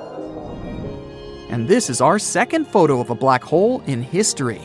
The first one was released in 2019, and it showed the supermassive black hole called M87 star. Yes, they both have star in their names. Don't try to make it make sense. Anyway, you may remember this photo as the first ever image of a black hole ever. It went crazy viral across the internet. And this black hole, M87 star, located in the Messier 87 galaxy, is way scarier than Sagittarius A star. You thought 4 million solar masses is impressive? Then how about 2.5 billion solar masses? M87 is a real monster. It's also known for its powerful jets of plasma, which are so energetic that they extend thousands of light years from the black hole's center. If M87 were a superhero, it would be Iron Man, with his repulsor beams on full blast. Now technically, you can't take a photo of a black hole itself, since it's, well, black. No light can escape its grasp. But the glowing orange ring in this photo shows the matter surrounding Sagittarius A star. It's called the accretion disk, a swirling disk of hot gas that spirals the center, heating up to millions of degrees in the process. It's like a giant fiery vortex, but with no escape. And the shadow in the center indicates the black hole itself. Inside that shadow, there's an event horizon. The event horizon is the boundary around the black hole, beyond which nothing, not even light, can escape its gravitational pull. It's the point of no return, where the gravitational force is so strong that even the fastest object in the universe, light, can't escape. Once you cross the event horizon, you're doomed to fall toward the center of the black hole, where the laws of physics as we know them break down. And this is exactly the fate that awaits our unfortunate X7. Right now, the pure blob is getting stretched and yanked by powerful tidal forces. By the way, before it meets its untimely demise, X7 is expected to put on a bit of a show. Its closest approach to the black hole, called periastron, is projected to happen in 2036. And when it finally gets torn apart by the Sagittarius A star's gravitational forces, there may be some cool fireworks to see. But this is not the most important thing. The funny part is, X7's future end may help us finally understand what the heck even is this thing. A team of scientists have been studying how a strange blob orbits the black hole. And that's when they discovered that X7 has stretched to almost twice its initial length. And what does that mean? Well, it suggests that X7 is most likely made of debris ejected during a recent collision between two stars. Yep, you heard that right, a space car crash. Imagine this. Two stars fall in love and start circling each other for many years. After that, they finally merge together. At this moment, they eject tons of gas and dust. And perhaps this cosmic dance created our blob baby, X7. It's basically like the crumbs left on the table after a giant space feast. Something like this is actually pretty common, especially around black holes. It's like a galactic fender bender that sends debris flying everywhere. Actually, the universe is full of mystery blobs. They're called the G objects. No, they're not the G-men from Men in Black, but they're just as mysterious and elusive. These guys have been puzzling astronomers for more than 20 years. They look like gas clouds, but behave like stars. It's like they can't decide whether they want to be a cloud or a star. Come on, guys, make up your mind. G objects stretch out at the closest point to the central black hole, but emerge intact, like a rubber band that stretches but doesn't break. Scientists think that they're the stars that have merged together into one. And while doing that, they also produce a huge cloud of gas that hides the result from view. Kinda like when you're wearing a bulky sweater, so that no one knows that you've put on a few extra pounds. And then a study published in 2021 found that one of these objects, G2, was actually a molecular cloud concealing 3 baby stars. Talk about a plot twist. But X7 is the black sheep of the strange blob family. It's significantly different from the G objects, like the weird cousin you see once a year at family gatherings. Its evolution has been more dramatic. Also, it's not being held together by a mass lurking in its center. So what is it being held together by? Pixie dust? Magic? We need answers! That's why scientists believe that X7 isn't a G object itself, but debris left from it. Or maybe not. We have no idea. The possibilities are endless, and that's what makes astronomy so exciting. So let's keep our eyes on the skies and see what other strange objects are out there. Who knows? Maybe we'll discover another mystery blob. And this time, it's going to be a spaceship. Now that would be awesome. The Hubble Space Telescope was put into a low Earth orbit in 1990. If you think about it, it's had over 30 years of experience looking at various space objects. It was named after astronomer Edwin Hubble and was built by NASA. It is also part of a group of devices called NASA's Great Observatories, along with the Compton Gamma Ray Observatory, the Chandra X-ray Observatory, and the Spitzer Space Telescope. The Hubble Space Telescope was built to explore the universe and answer some of its biggest questions, such as how galaxies form and evolve, and how the universe itself has changed over time. The telescope has made many important discoveries, including providing evidence of the existence of dark matter and helping to determine the rate of expansion of the universe. One of the most famous images taken by the Hubble Space Telescope is the Pillars of Creation. It's a photo of a region of the Eagle Nebula, where new stars are born. The photo, which was taken in 1995, shows massive pillars of gas and dust towering above the nebula. It has become one of the most iconic images of the universe. The Hubble Space Telescope continues to operate and make important scientific discoveries, despite some initial technical difficulties. In 1993, a problem with the telescope's main mirror was discovered, which affected its ability to focus light properly. A repair mission was sent to the telescope in 1994 to fix the problem, and since then, the telescope has continued to work perfectly. One of the more interesting discoveries made by this amazing telescope is actually pretty recent. A report based on the data from the Hubble Space Telescope shows that there is a faint glow in space around the solar system that cannot be explained by anything we know to exist. Because they have yet to figure out the source, astronomers call this mysterious glow ghost light. We don't know that this light is not coming from the stars or galaxies near the solar system, nor is it coming from dust on the solar system's plane. The researchers aren't sure what the source of the light is, but they think it might be tiny particles of dust and ice left by comets. But it's only a theory that has not yet been confirmed. When we study the universe, we often find bright things like planets, stars, and galaxies. But from time to time, we discover some light coming from places where we didn't expect to see it, like from between planets. This light may be coming from deep within our solar system, and it may be a new phenomenon that hasn't been studied before. In other words, there may be something at the center of our galaxy that produces a lot of light. Spacecraft Voyager 1 also captured images showing a lot of light coming from the edge of our solar system. How come we haven't noticed this until now? Well, because most of the light in pictures taken by the Hubble telescope comes from things close to Earth. But people usually ignore this light because they're interested in things like stars and galaxies that are farther away. We've never actually looked closely at the amount of light in the universe and where it comes from. Scientists have been using the Hubble to find faint galaxies that may have been missed before and which may be the source of this dim glow. They found that there are not enough such galaxies to account for extra light in the sky. It's not a lot of light, though. It's like the glow from 10 fireflies. But it doesn't make it less important. It shows that we may be missing something. Let's look at some other important discoveries we've made with the help of Hubble. Like dark matter, which we can't see but know is there because of its effect on gravity. It makes up for about 23% of the universe. By looking at how it affects light, the Hubble telescope helped make 3D maps of where dark matter is.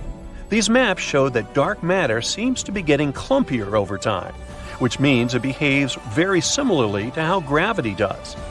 The Hubble telescope also discovered 2 new moons around Pluto, named Nix and Hydra, and studied the dwarf planet's changing surface.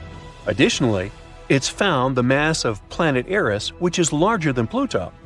This helps scientists realize there may be similar objects in the Kuiper Belt, a region outside our solar system. This led to Pluto being reclassified as a dwarf planet. Further observations of these distant objects could help us understand the evolution of our solar system. Gamma-ray bursts are the most powerful explosions in the universe, and for a long time, no one knew where they had been coming from. Hubble helped us find out that these bursts happen in galaxies, producing a lot of stars and having few heavy elements.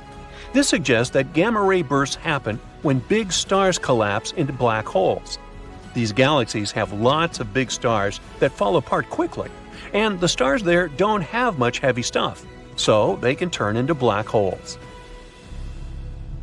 In 1994, the Shoemaker-Levy 9 comet collided with Jupiter. Hubble captured the whole event in detail, like a resourceful journalist. The impact broke the comet into a lot of small pieces, which resulted in 21 other visible collisions. The largest impact created a fireball and a dark spot on Jupiter's surface. Hubble's observations not only sparked public interest in cosmic impacts, but also provided new insights into Jupiter's atmosphere. To move forward with our list of discoveries made by the Hubble telescope, we also need to talk about black holes. There are points in space where gravity has so much force that even light cannot escape it. The gravity becomes so strong that matter gets squeezed into a very small space. We know that this can happen when a star, like the Sun, nears the end of its life. At the beginning of its life, a star's hydrogen ignites in its dense hot core. Because of gravity, it tries to draw its own mass into a tiny point. As long as it has the energy generated by the hydrogen fusion, it also pushes outward. If we look at it this way, the life of a star depends on a delicate balance between these forces, and it can last millions or even billions of years. Once that energy is exhausted, the only force remaining is that of gravity. So, some stars become black holes. Since light itself cannot escape its pull, we can't visualize black holes. For the human eye, they are invisible. We need special tools and unique telescopes to help us point them out in the universe. Hubble found that most galaxies with a central bulge of stars likely have supermassive black holes. It also noticed a strong connection between the size of these black holes and their host galaxies, which might help us understand how the universe has changed over time. Then, what is a supermassive black hole, you might ask? Go ahead, ask it. It is a very large black hole that is typically found at the center of a galaxy. It is millions or even billions of times more massive than our Sun. These black holes are so powerful that they can swallow stars and even entire galaxies. Scientists are still exploring these mysterious objects, but they believe that they play a crucial role in the formation and evolution of galaxies. Now, before Hubble, we really didn't know how old the universe was. It often led to weird paradoxes, like the one where stars discovered by astronomers were older than the universe itself. But by figuring out the approximate rate at which the universe is expanding, Hubble helped us narrow down its age, which is about 13.75 billion years. Trying to figure out the exact age of the universe is an important question. That's because most astronomers think that the universe has not existed forever, but appeared in one really hot and dense fireball called the Big Bang. I wasn't around then.